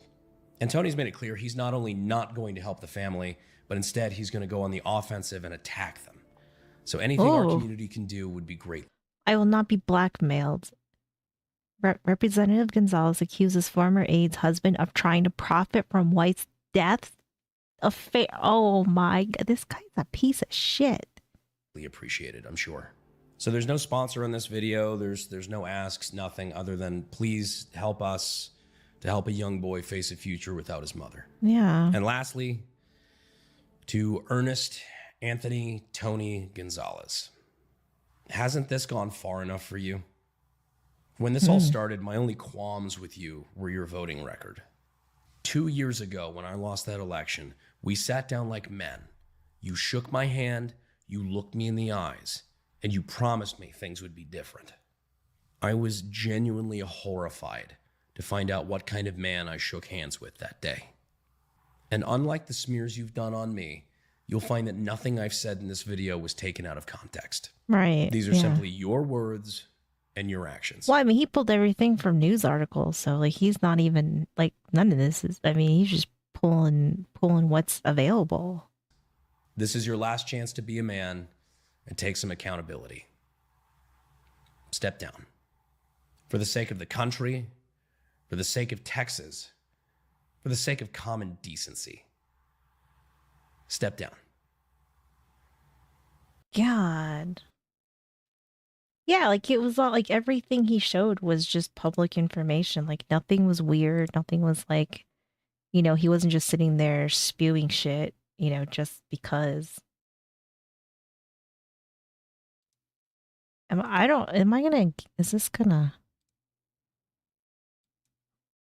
Is this gonna get me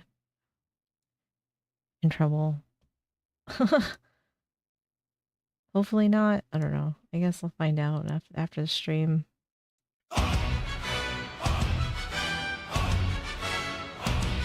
I've seen this guy. He looks like he moans when he wipes. For centuries the twinktum thrived. William the Conqueror Lord gets lanced a lot. I shall punish you with 3 hours of back shots. Napoleon made me apart. Oh my god. Impaled this guy eats corn the long way. Knights of the Pound Table, the Game of Thrones. Sir comes a lot, heir to the dildo throne. This dude seen more boxers drop than Mike Tyson. The Duke of Buttsex. Brother is built like a victim. Long live Twinkle Lily. God bless. He swallows swords from both ends. Oh my god.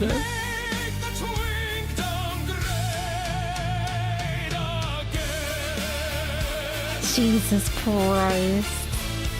Oh my god. People are wild. It was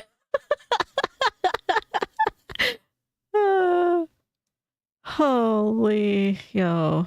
People on the internet are wild. They're wild. Alright. Karen's getting arrested. They refused to leave the hotel. One of our favorites. Put your hands behind your back. No. Put your hands behind your back. Have a seat. You gonna shoot me? No, come on. Let's go. Yeah. Hotel and ended up spending the night in jail.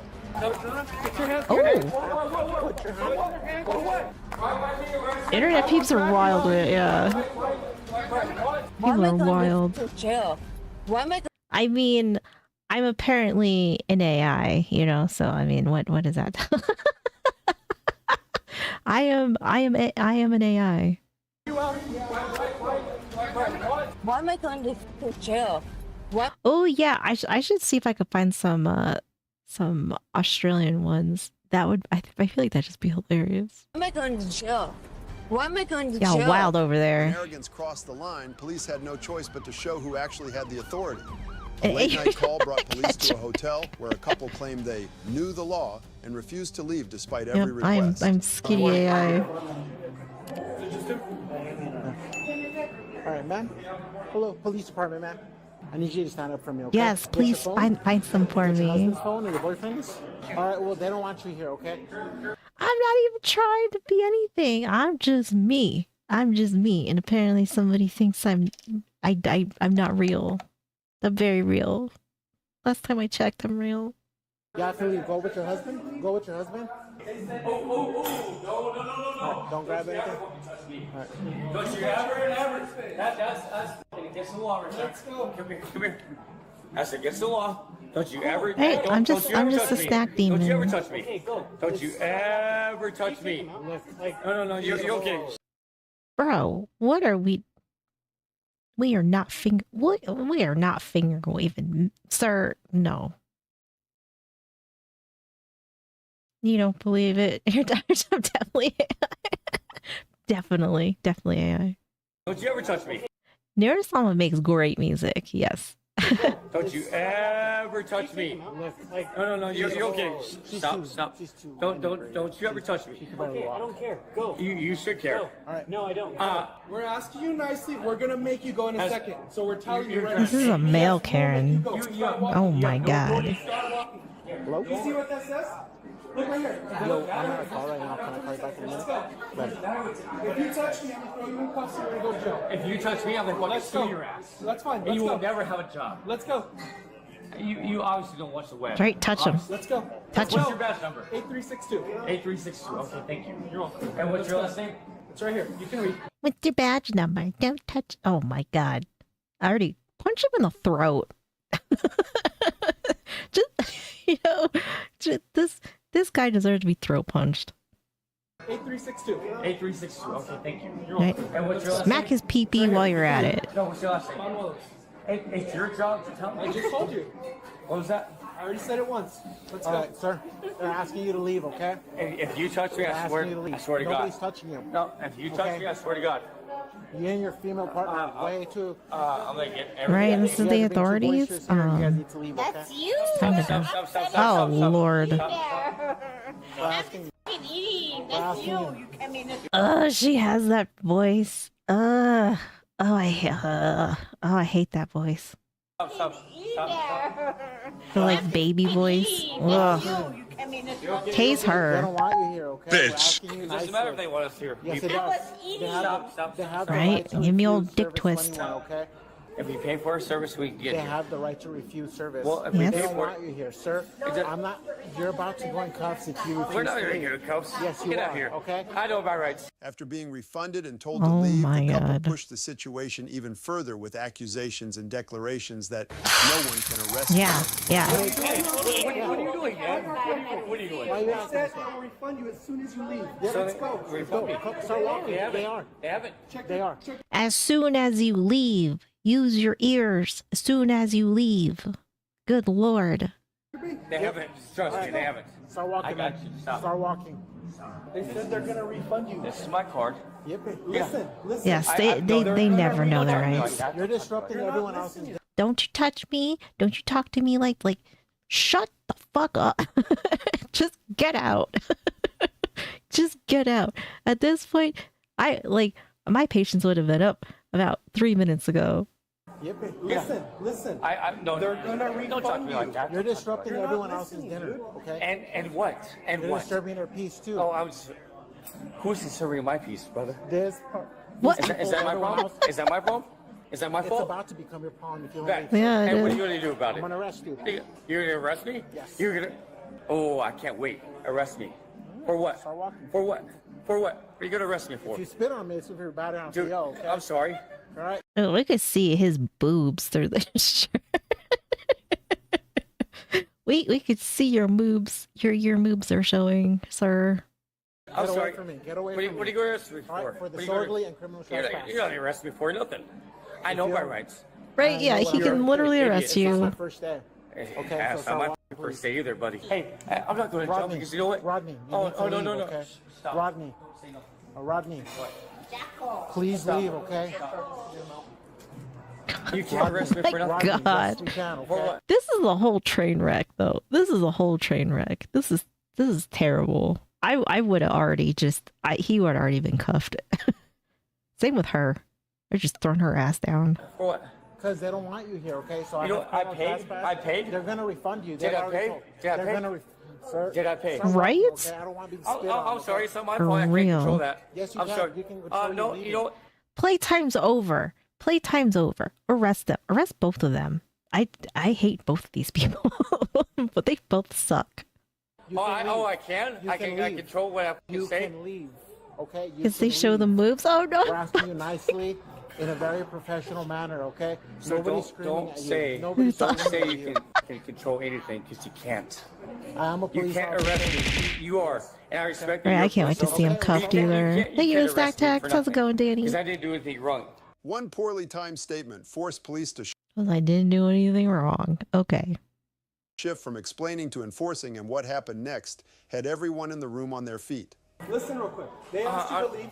Now I'm telling you to leave. Next step is You're gonna telling leave me in cuffs. to leave? Yes, I am telling you. Yes. Tell me to leave. And what's Yes. the jurisdiction? What's the jurisdiction of that? What's it? Can you spell jurisdiction? Bro, just leave. It's time to go. No. Get your hands behind you. Hey, whoa. Yeah, right. Do nothing. For what? For what? For what? Oh no. What am I being arrested for? What am I being arrested for? Oh, this is not a good angle. Oh, pick us up. Pick us back up, please. Oh god. Right now you're being detained. That means detained doesn't mean you're under arrest. I'll go home. Stop screaming. Why am I being arrested? Oh, this is not a good angle. I am. Oh lord. I'm just waiting to see a nut pop out somewhere. Ooh, yes, pick us back up. Thank you. I will drag you out. What am I doing, dude? You're refusing to leave after we told you multiple times. So what? Oh my god.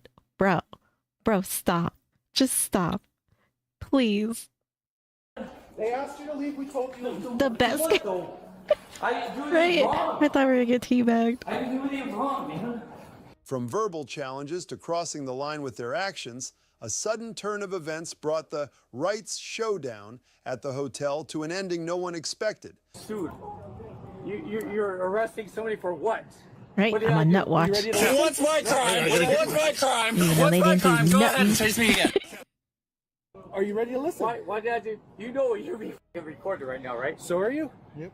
Good. So why am I being? He's still going. Why? Are you ready to listen so I can tell you? Why am I being detained? Why? Are you ready to listen? What did I do? Be on drug, dude. Holy hell. You'll roll up the windows for me, please. Did she just spit? Yeah, because you were like in my face. Yeah. Oh my god. I can't. I hate this. I hate this voice. Like, I don't know what it is, but women that do this like high pitched like baby squeaky, it makes me angry. It makes me like it enrages me. I was trying to understand. No, you got there. I was trying to understand. All right, now you picked up a charge, so now you're going to jail. Okay. Hopefully you understand that, and good job, because that was unnecessary. I was going to actually let you go. Because you tried to spit at a police officer. I'm trying to. What's my crime? What's my crime? What's my crime? Go ahead and chase me again. Roll the window up. Yeah. Yep. You try to get Chippies, we have chippies, we got right here. That was intentionally done. No, wait. Last your words. What were your words? Absolutely. I'm gonna go talk to her. Last your words. Yes.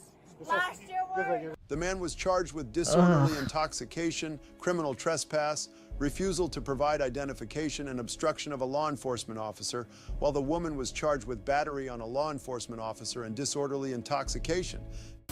Next. I mean, I don't know. I would have hit them with more stuff. I would have just had more stuff. I don't know. I just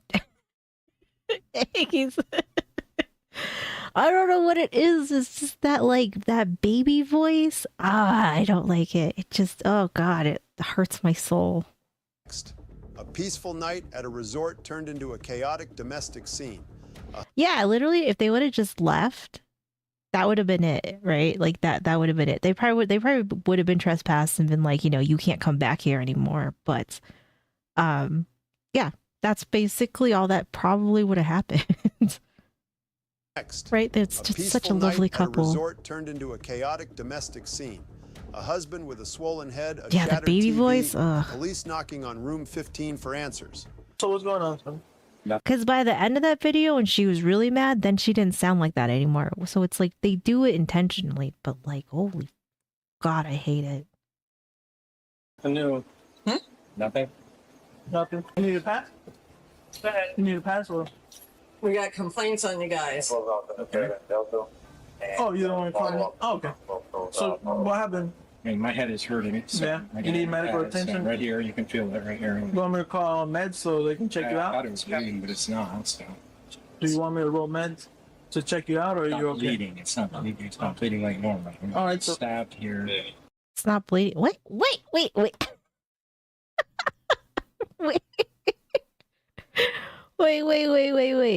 So you are not bleeding as normal out of your head, and then so they can check you out. I thought it was bleeding, but it's not. So. Do you want me to roll meds to check you out, or are you okay? Bleeding. It's not bleeding. It's not bleeding like normal. All right. So it's not bleeding like normal. Here. And then we got stabbed. So Where? this is not the first time it's happened? Yeah. So what, she was already in the room when you got here? I was here by myself. Then she came in? Yes. Okay. And what happened then after she came in? Started hitting me in the face again, so I'm right here. I have video of it if you want to see it. Yeah, I'll get it right now. I'm just waiting for. I know. I should make like a confused emote because I feel like that is basically the state I stay in when I watch these videos. My partner also to get here. And was there an argument that happened before, or she just came in? I should make one like that. She left, took off, and then get back, and then started pounding me in the head. What happened tonight? Yes, I think we need a confused emote. Nothing. For sure. Doing nothing. We do. Well, what happened? I'm not, like I told your husband. Holy hell! This like, oh man, look at this stuff that we got going on here. Yikes! But I'm not here for no reason. Sir, I'm I'm just nugget. here. We're just trying to buy some property. We're in Island Morado. She can't even like open her eyes. She is so fucked up. Oh my god. We're from My just trying to dino buy some nuggie. property. And my husband just gets a little irrational, and he gets a little. I don't think she's okay. I don't know if she is. If this is just alcohol, although I like the Bucky's blanket she has. That's very nice. Loud and drinking, and I just. How do we cook our dynamite?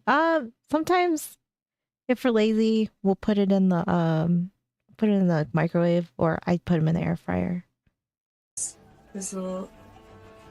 He gets a little loud and drinking, and I just. Were you guys drinking this afternoon? No, I mean, we had some. They've been drinking for days. This is a drunk bender. I mean, look at. Were you guys drinking this afternoon? No, I mean, This morning, this afternoon, tonight, 5 minutes ago.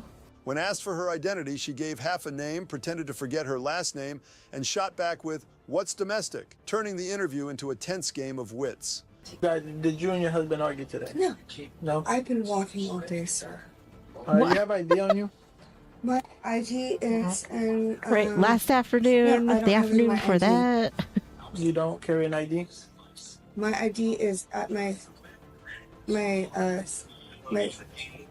don't have any ID on me right now. No, it's at my friend's house. No. Okay. You know, you give me your name and date of birth.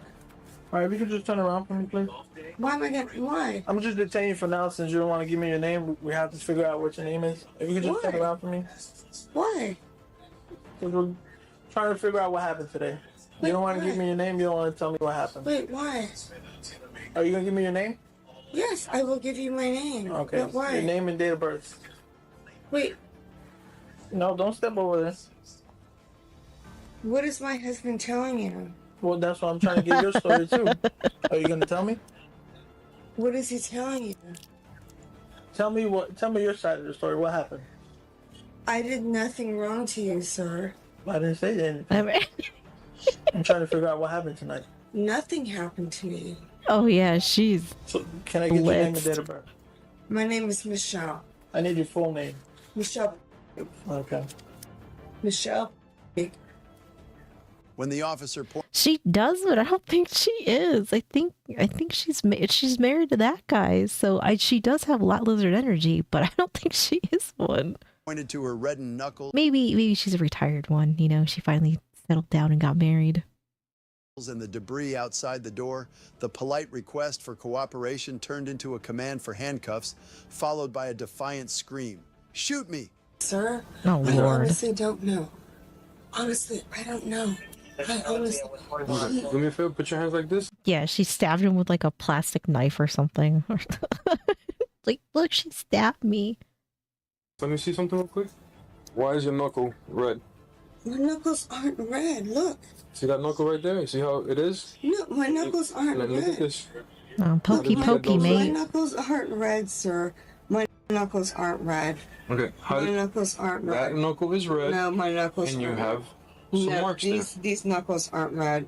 No, these knuckles aren't red. How many knuckles do you see, ma'am? Because you are sloshed. These knuckles aren't red. These knuckles aren't red. These knuckles aren't. You know what? These knuckles aren't red. You know what? These knuckles aren't red. These knuckles aren't So red. tell me what happened here today. Knuckle. I was. Okay. How did the garbage I mean, end she's up not outside screaming. the Yeah. Garbage is. door? No, the garbage spread out outside the door. The garbage. No? The garbage is always. Do me a favor. Put your hands behind your back. Right. Put your hands behind your back. No. Put your hands One behind more your back. time. One more time. No, the garbage is always. Just relax for now, okay? No, just relax. 20 for now. knuckles. The garbage is always outside. The garbage is always outside.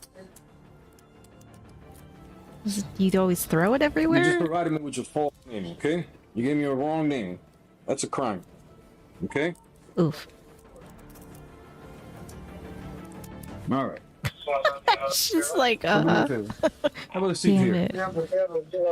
Have a seat there. The garbage is always outside. Have a seat there. Sit down. The There you go. garbage is All always right. outside. Explain to me what happened. The garbage is always outside. Explain to me what happened here today. The garbage is always outside. Okay. Oh my god. We're past that point. What happened in Did TV get busted? Look at the screen back here. Did this get busted? Is this part of the fight? this room here today? I don't. The garbage. Oh, those are definitely natural for her age. Them suckers look like they're pointing at the ceiling. Garbage is always outside. The garbage They is started always the TV outside. was. Oh, okay. I don't know what you're looking at, sir. Okay. How long you been with your husband? 15 years, sir. 15 years. Yeah. Okay. Have you guys had any domestic issues in the past? You know what? I don't know what you're looking at, okay?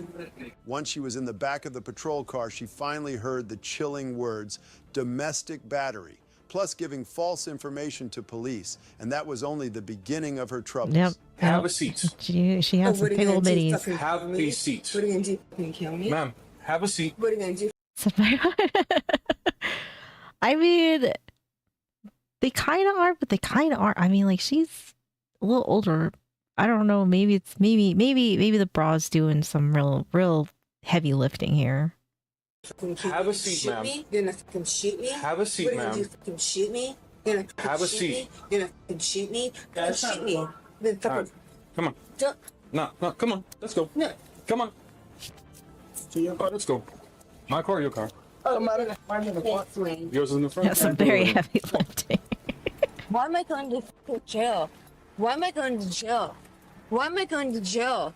Wait, why am I going to jail? Why am I? Oh, she's like a legitimate NPC.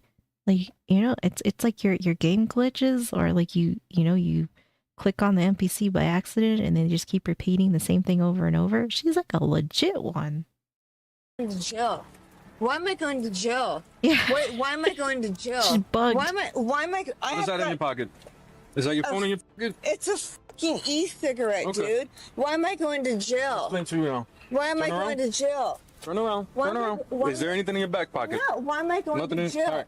Why am I going to jail? Going to jail? Into the vehicle. Am I going to jail? Feet in. Why am I going to I'll jail? explain to But you why? now. Okay. But Why am I why? going to jail, huh? I'll explain it to you now. Okay.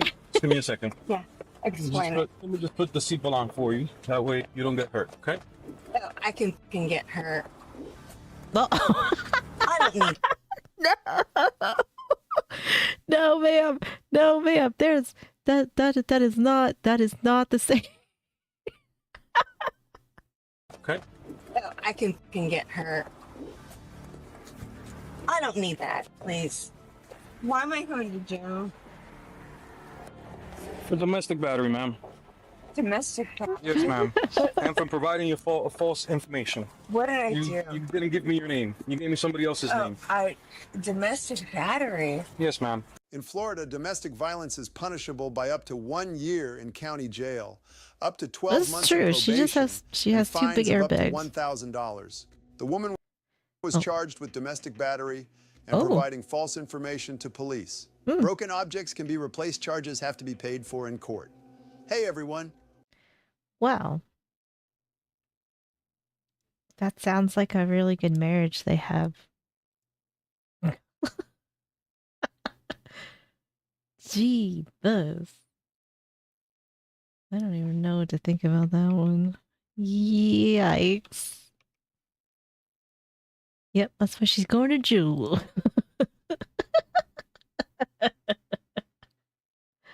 Oh my god. Holy.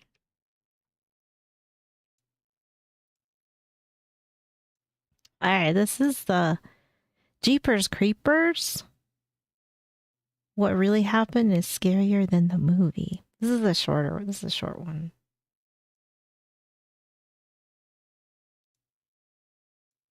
Thursday, March 21st, 1991. A man led police on a high-speed chase in Louisiana going into Mississippi. What the police didn't know at the time was the man that they were chasing was Dennis DePue, a man who had been ugly as hell. recently featured on America's Most Wanted for killing his wife in Michigan and fleeing the state. His case was also the inspiration behind the 2001 horror movie, Jeepers Creepers. Bro looks like a cryptid.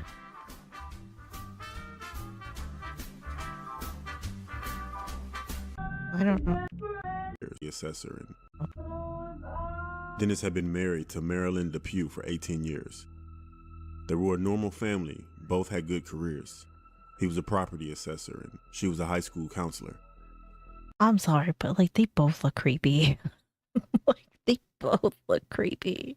Marilyn Not that she deserves this, but claims that after the children were born, he became distant.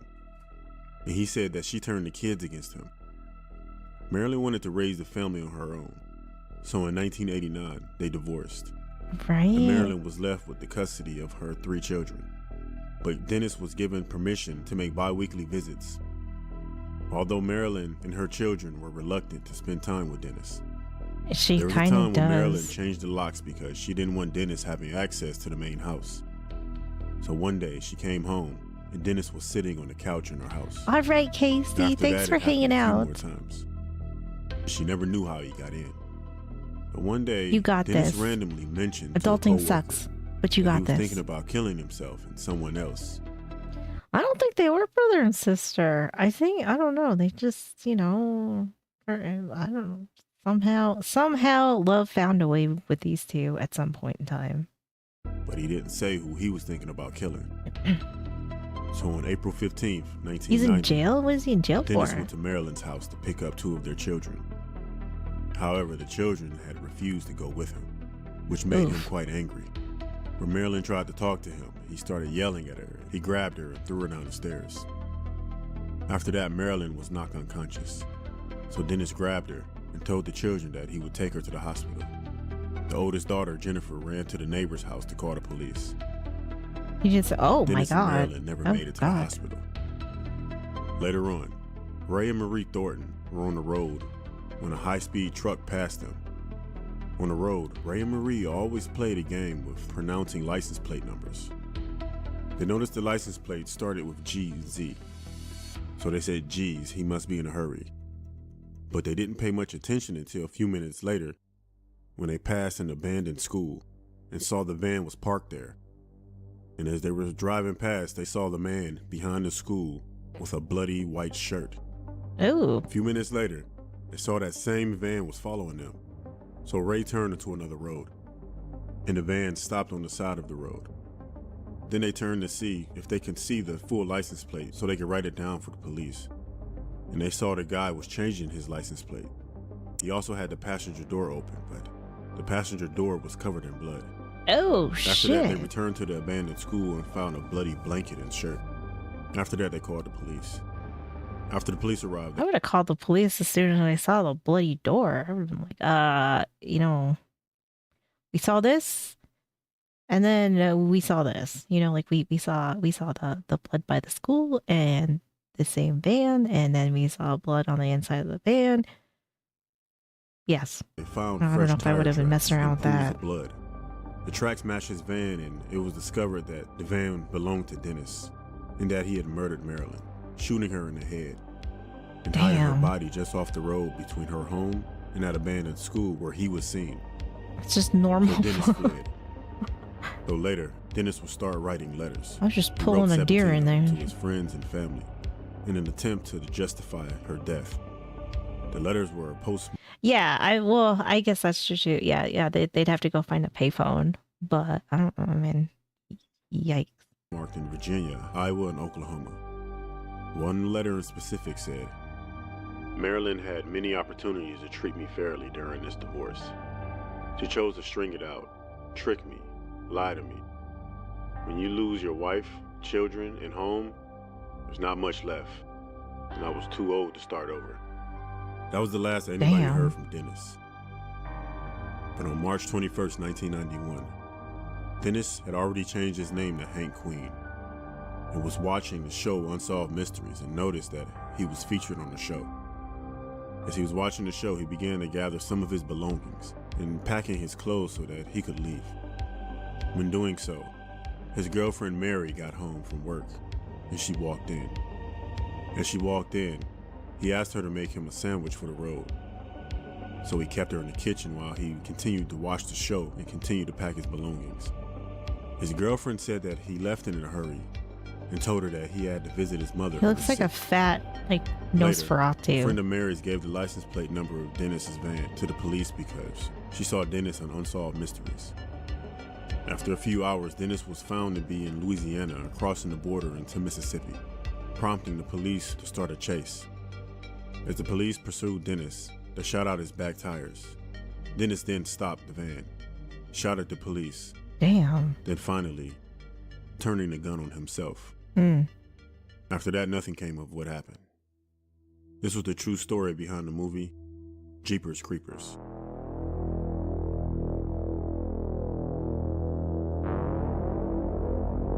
Damn, man.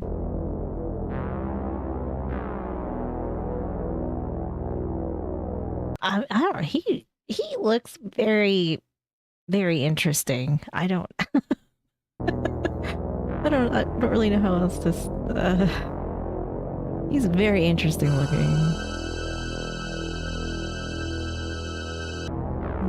This is like the whole end of it. I think that's the end of it. He's very different looking. All right, here's our true crime one for the night. Police find mom's eyeballs on a pizza box.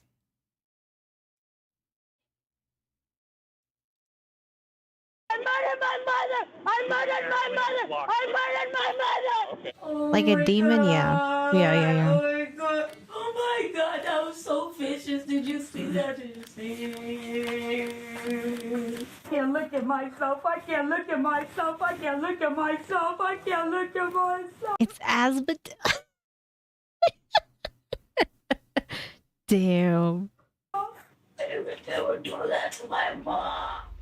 A Florida woman calls a co-worker in the middle of the night begging for help. When he gets to her house, she reveals something shocking and tells him to call 911. Within an hour, police uncover the brutal truth in the woman's garage, where one of the most savage crime scenes imaginable she's stuck in a loop too. I'm the devil! I'm the devil!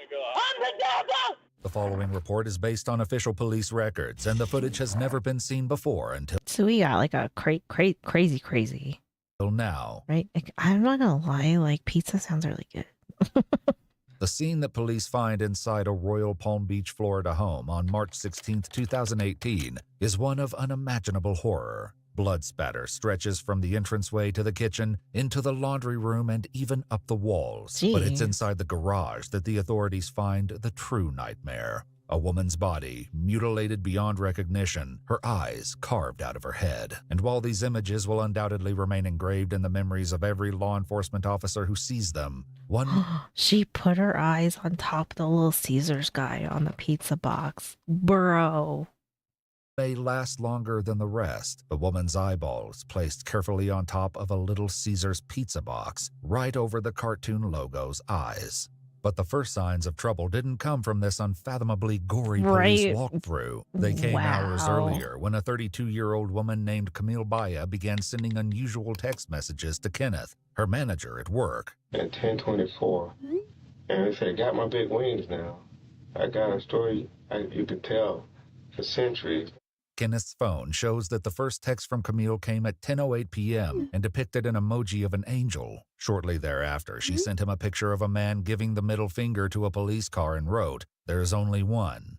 Camille then sends a cryptic message that reads, "I need to sleep. Can you tell the boys to keep it down up there? I need to rest." Attached to this text is a helicopter emoji. Do you know what that means? I had no idea. But the text continued. Camille sent a photograph of 3 gold statues with a message reading, "My pendant." She then writes, "Bring it to me by order of King Osakan 22, and sends a picture of a city with a pyramid. What the fuck? Okay. All right. So we had some sort of mental break here. She ends the string of texts with one final ominous message that reads, "Mom doesn't believe me, King. Can you believe her?" You work for FedEx? Yeah. Oh, okay. I'm a manager there. Okay. So what did you do? She was a crazy. I don't. Yeah, I don't know. And a new book would be written. Is she the time? I think that was done before you. She was texting y'all afterwards. My guess, strictly my guess, would be when she sent you, I got my wings. It was already done. That would be my guess. Camille also sent similar text messages to another manager at FedEx that night, but it wasn't until Now you need to hurry get home soon so he can... Well, welcome back. Welcome back. You deserve a break. shortly after one. You're better than me, Casey, because I haven't mowed a lawn in my entire life. And if it does have to happen, Tox does it. So you are better than me. a.m. that she picked up the phone to call a coworker named Julio. Well, I was asleep, and I got a call from Camille, and she sounded like something happened. She sounded, I don't know, frantic maybe. I don't know if that's the right word, but she told me, she's like, "Can you come over? I need somebody to talk to." And No, I've never mowed a lawn, ever. Not one.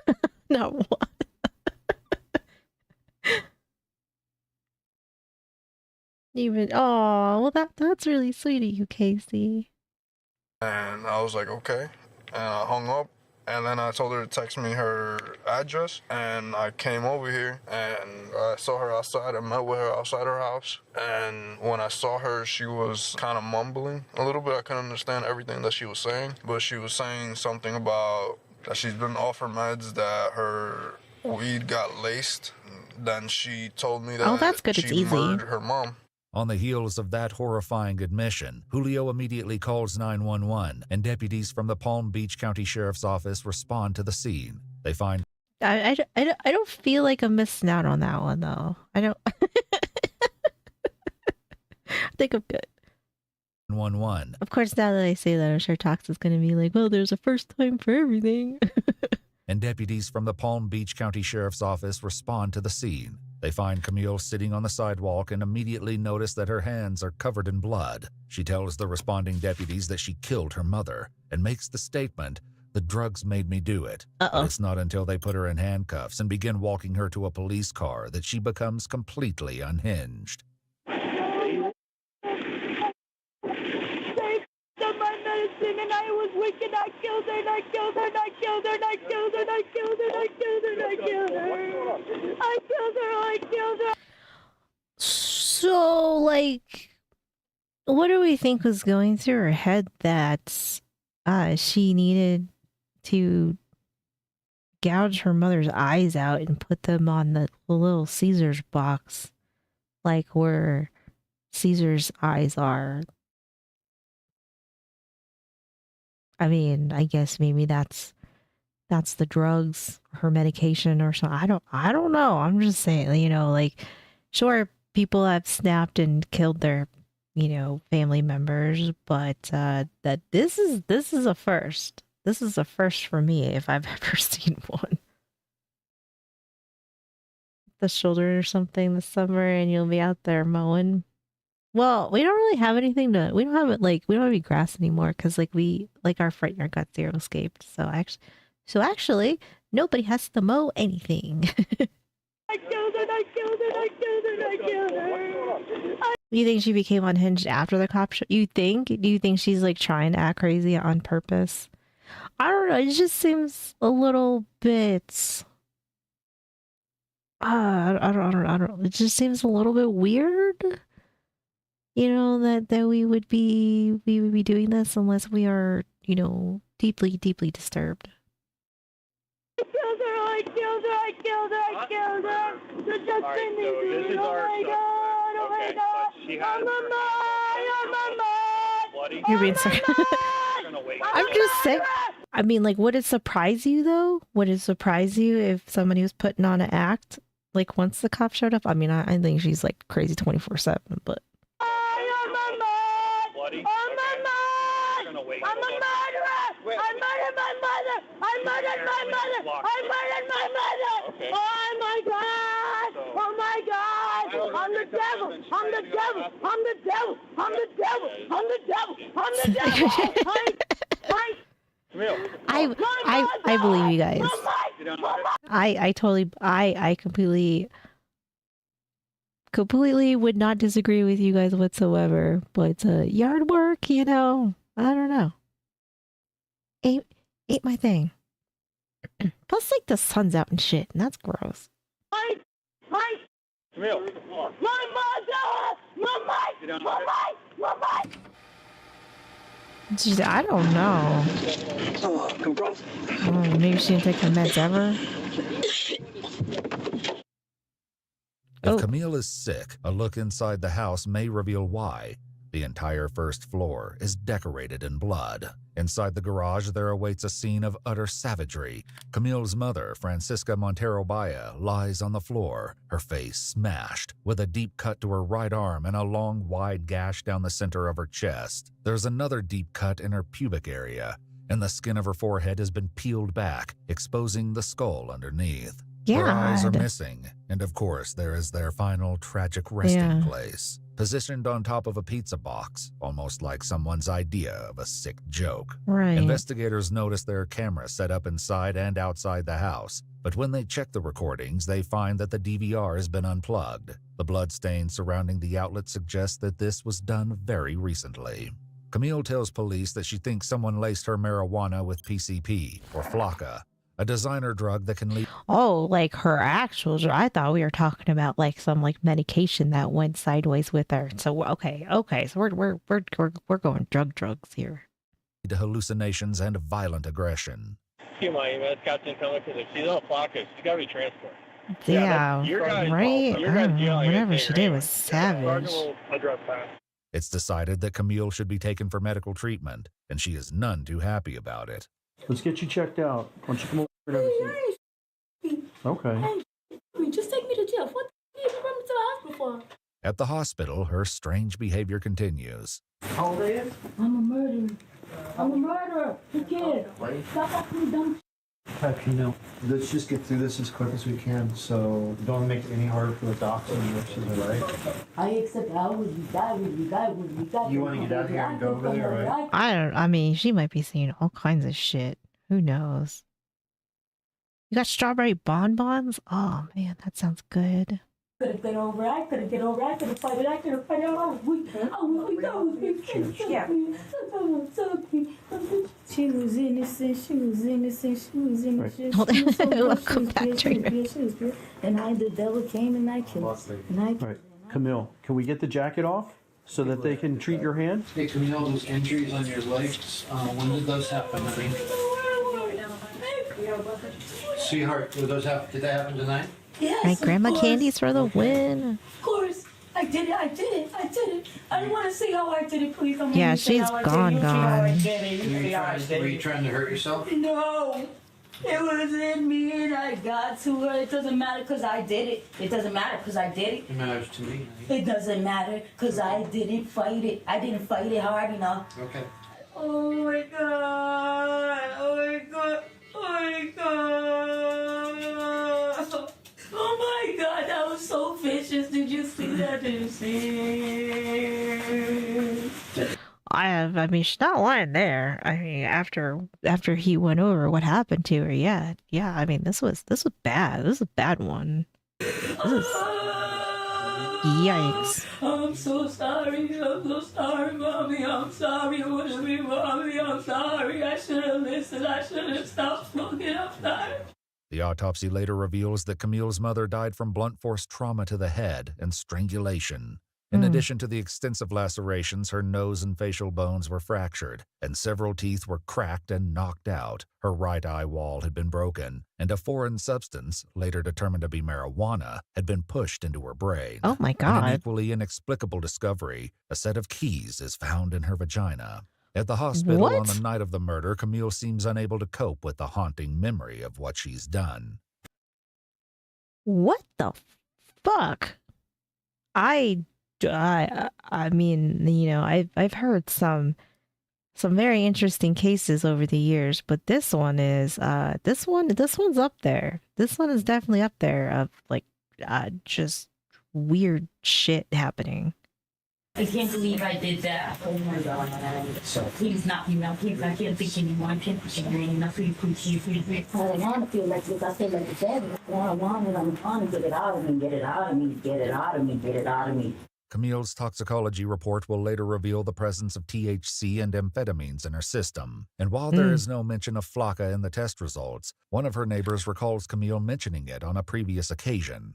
We were just kind of talking, maybe something about the news that day. I don't remember exactly, but it was something about a situation that had happened, about somebody being on flakka. And then that night too, we thought, this is so weird. She just admitted that she had done that. And we were all kind of like, you tried that? And she's like, yeah, I sprinkled some on a cigarette. But while it's unclear what part illegal substances may have played in that night's massacre, the discoveries keep getting more and more bizarre. Inside the garage, police find a cryptic handwritten note that reads, "The gates to heaven are in your eyes, the stairway to heaven at your legs. I found nirvana when you tasted the fruit. I was blinded by love at first sight." At the hospital, Camille is no closer to finding peace. I can't look at myself. I can't look at myself. I can't look at myself. I can't look at myself. I would never do that to my mom. Oh yeah. Oh, Taylor Shabusiness. Yeah, I mean Shabusiness was crazy too, but this is like, yikes. I would never do Do this that to your mom? I'm such a mama. Boy, I love my mama so much. According to one of her mother's co-workers, however, the relationship between Francisca and Camille had grown strained in recent months. I knew she was having problems with this daughter. Okay. Drugs and many times she didn't want to go home. We would go after work, we'd go here, we'd go to the restaurant and they have, happy hour and something to eat because she didn't want to go home. She didn't want to go home. How long has that been going on? I'd say about a year now. About a year now? Yeah, or more, Okay. And she was having trouble sleeping and you could see things were bothering her, but she wouldn't talk to anybody. On the night of the murder, a nurse tries to look past Camille's horrific deeds to offer words of comfort. I'm dead. It doesn't matter. I'm having no soul anymore. No soul? No, everybody has a soul. Pray and you talk to the Lord. And you'd be surprised what I don't want forgiveness. I don't want to push it. I don't want to. Sorry you're going through this. Because I'm a monster. You're what? A monster. A monster, a monster, a monster. You're a monster? Nobody's a monster. Camille, I'm not sure what you're going through, what you did, but I'll pray for you so everything be okay, all right? It's never going to be okay ever again. That's a really nice nurse. Okay, we're gonna give you some Yeah, I had. Why did I do that? Yeah.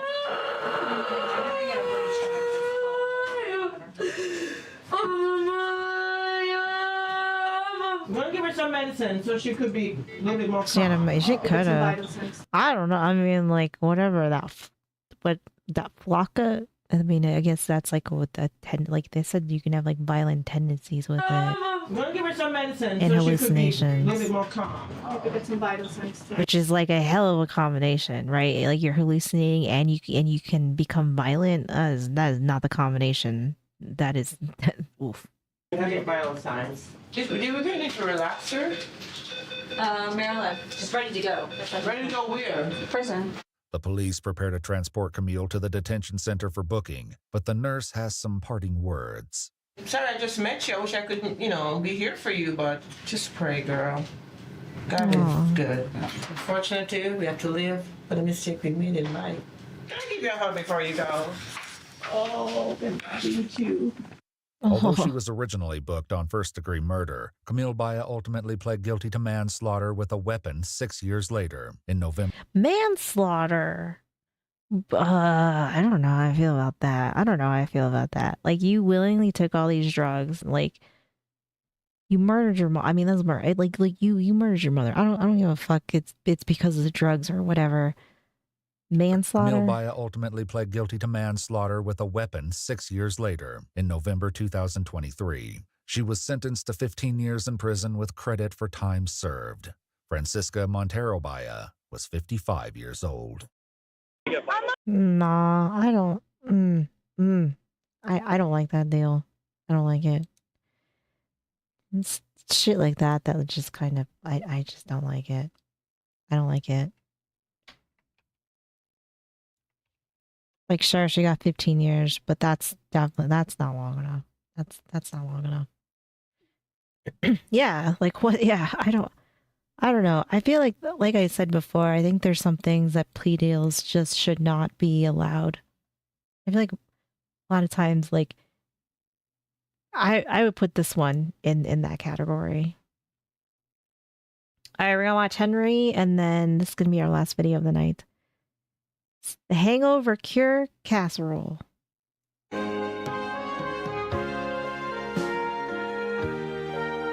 don't know what we're looking at. Hello everybody and welcome to Henry's Kitchen, where today we're going to be teaching you how to make Henry's New Year's Day Hangover Cure Casserole.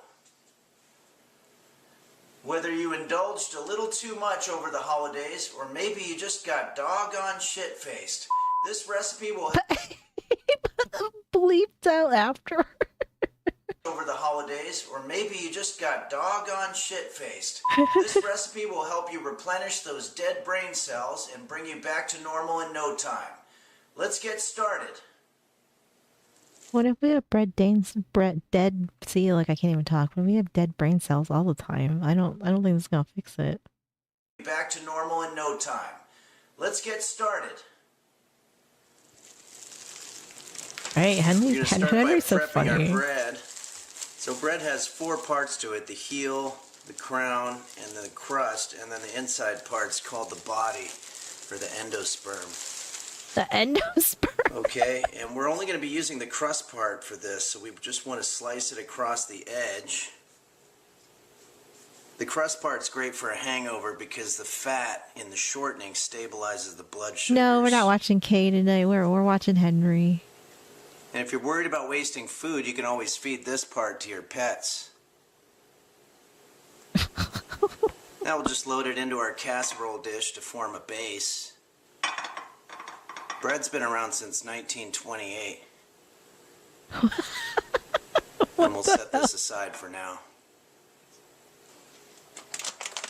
So for our protein, I'm just going to be stirring up some veggie ground round, but you can use any kind of meat that you like. Meat contains amino acids which get depleted when we drink alcohol. Okay, we got a medium-sized mixing bowl here. We're just going to crack 4 eggs into it. That sounds pretty good. Eggs are high in cysteine, which helps your body regenerate glutathione, which is an antioxidant. Oof. Make sure to always crack your egg on the inside of the bowl. That way, if you get any shell, it'll fall inside as opposed to the outside. That's a little trick that my grandmother said she learned during her time as a fry cook while she was in jail. Oh my. Now we'll add in some mustard to boost sodium levels and replenish our electrolytes.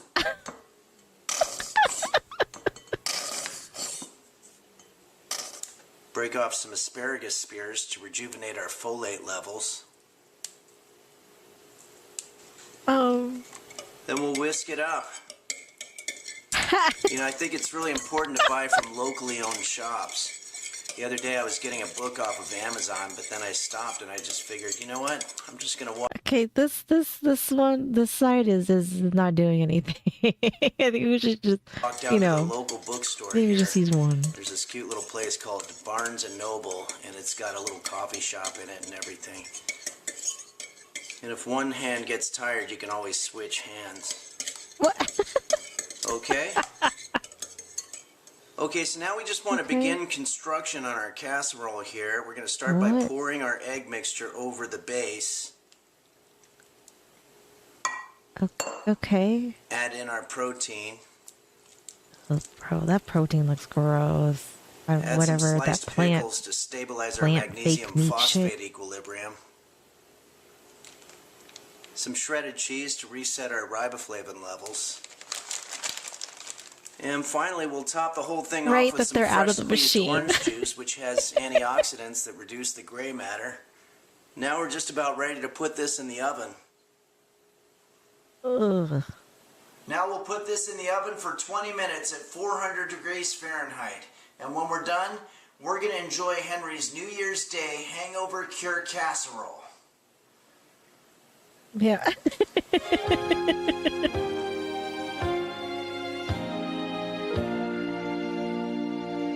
I don't know about this. Broken inside of me, something no one else can see. Oh, we're going to Barnes Noble. Something hurts and it's way down deep.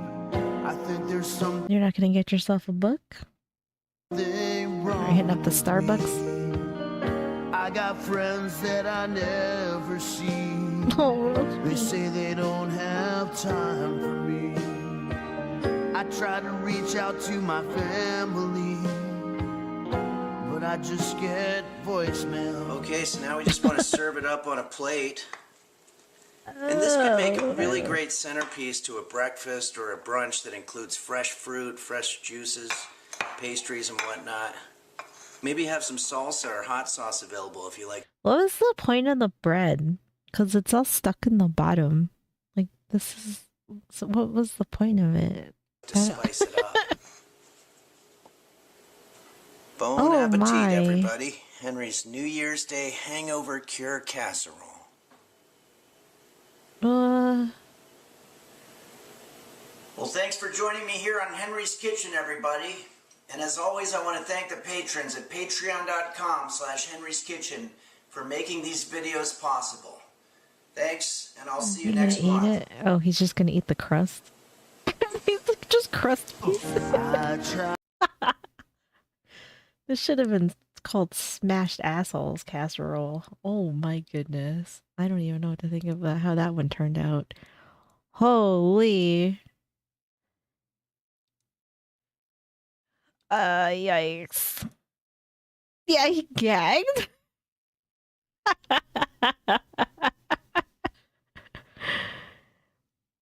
Oh my goodness. Well, that was like a more recent one, like in the last like year or so, I think. So, holy God, though. I don't even know what to think about that. Good Lord. Good Lord. Oh yes, he's committed. He is committed. You can't fault him there. He's pretty funny though. I like that dry humor, but then like, you know, it's almost like if you're not paying attention, you could almost miss what he says. I love that about him. I just love it. I think it's freaking hilarious. He's great.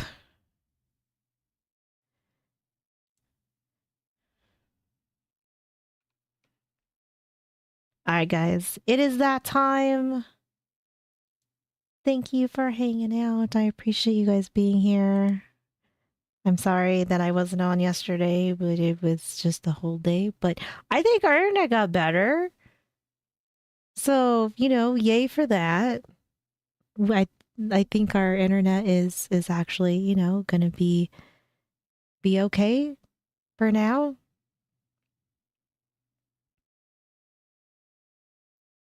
How's it going, Adam? I'm sorry, I'm just getting off. Is it daylight savings this weekend? Is it? I had no idea. I had no idea. There, do this.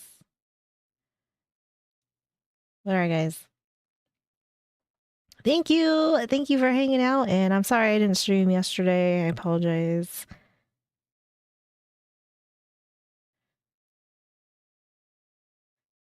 But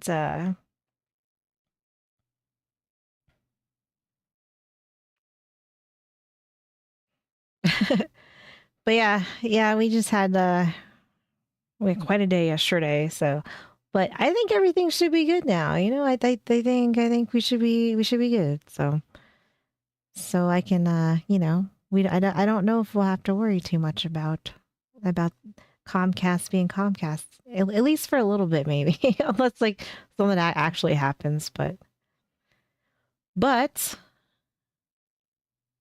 think we had a good night. Well, okay, so like the line outside, the line that goes to the house got cut.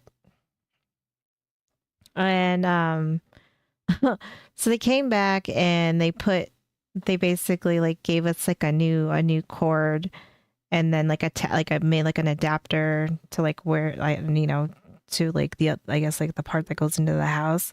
But I think that might have been maybe part of the problem, because I guess when Tox was talking to him, he was like, does your internet go in and out and this and that? And he was like, yeah. And he was like, well, he's like, this is probably why. So, but,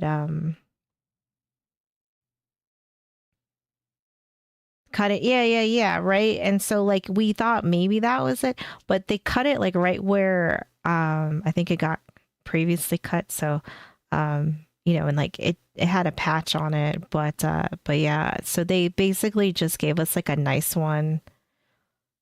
Yeah, I said, fuck this shit, I'm out, and I cut it out. But they gave us like I mean the guy that came to he came back to like basically like replace it. But it's like a nice one, I guess. So fixed up no, it was just a cord, and then they had, I mean, it really was nothing. It took them like 10 minutes to do. It was, but that could have been the issue as to why like we had so many shitty nights. It was just maybe like that. I think that patch held up for a while, and then just kind of ended up shit in the bed. But like I checked last night, and then I checked all day today. And so like my downloads like 850 to 900, and then my upload was like 350. So I was like, I think we're good. And then we didn't have any drop frames tonight. So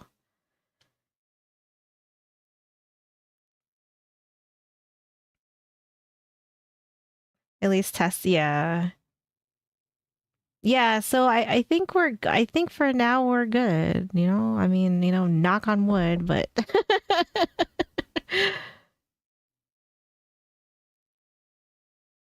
10, yeah, it was the line from the pedestal to the house. So like we had the pedestal in our yard, so the line from that to the house, it wasn't the ones that are underground. It was just the ones that it was just the one that goes to the house. But yeah, so hopefully like that kind of smoothed everything out for me. And then yeah, we shouldn't have, other than, probably like your usual hiccups that probably just happens, or maintenance.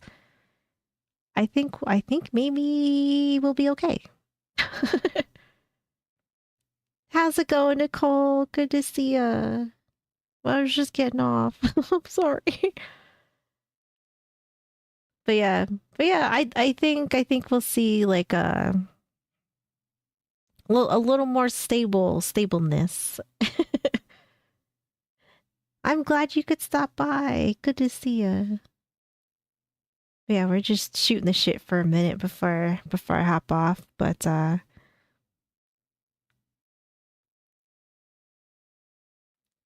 I don't know. I feel like that's maybe what was the problem. So, because yeah, I checked all night last night, like periodically, and then I checked today, and I checked right before I streamed, and like it's all good. So And then they finished all the trenching and stuff for the other people. Omar, how's it going? Right over here, the internet here, we're kind of crappy. Oh no, you're good. You're good. But yeah, so yeah, I don't know. All that got done.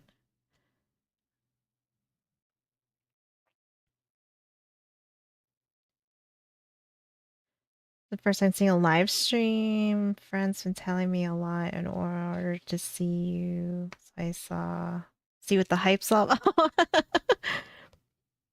Well, I'm sorry you're coming in at the end of it.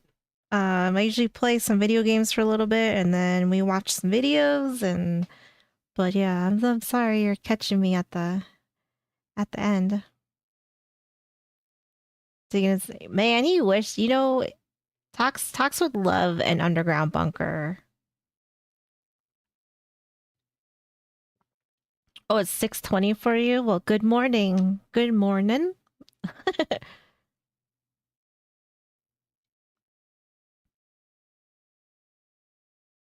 Their backhoe fell in the oh my god. They dug up quite a bit. I didn't realize that they were gonna do that much digging, honestly. I thought it was gonna be like I don't know, it was a lot wider and deeper than I thought it was gonna be. So like our whole yard was dug up and I was like, oh, like for like a big corner portion of it, and I was like, oh shit. It sucks. Bruh.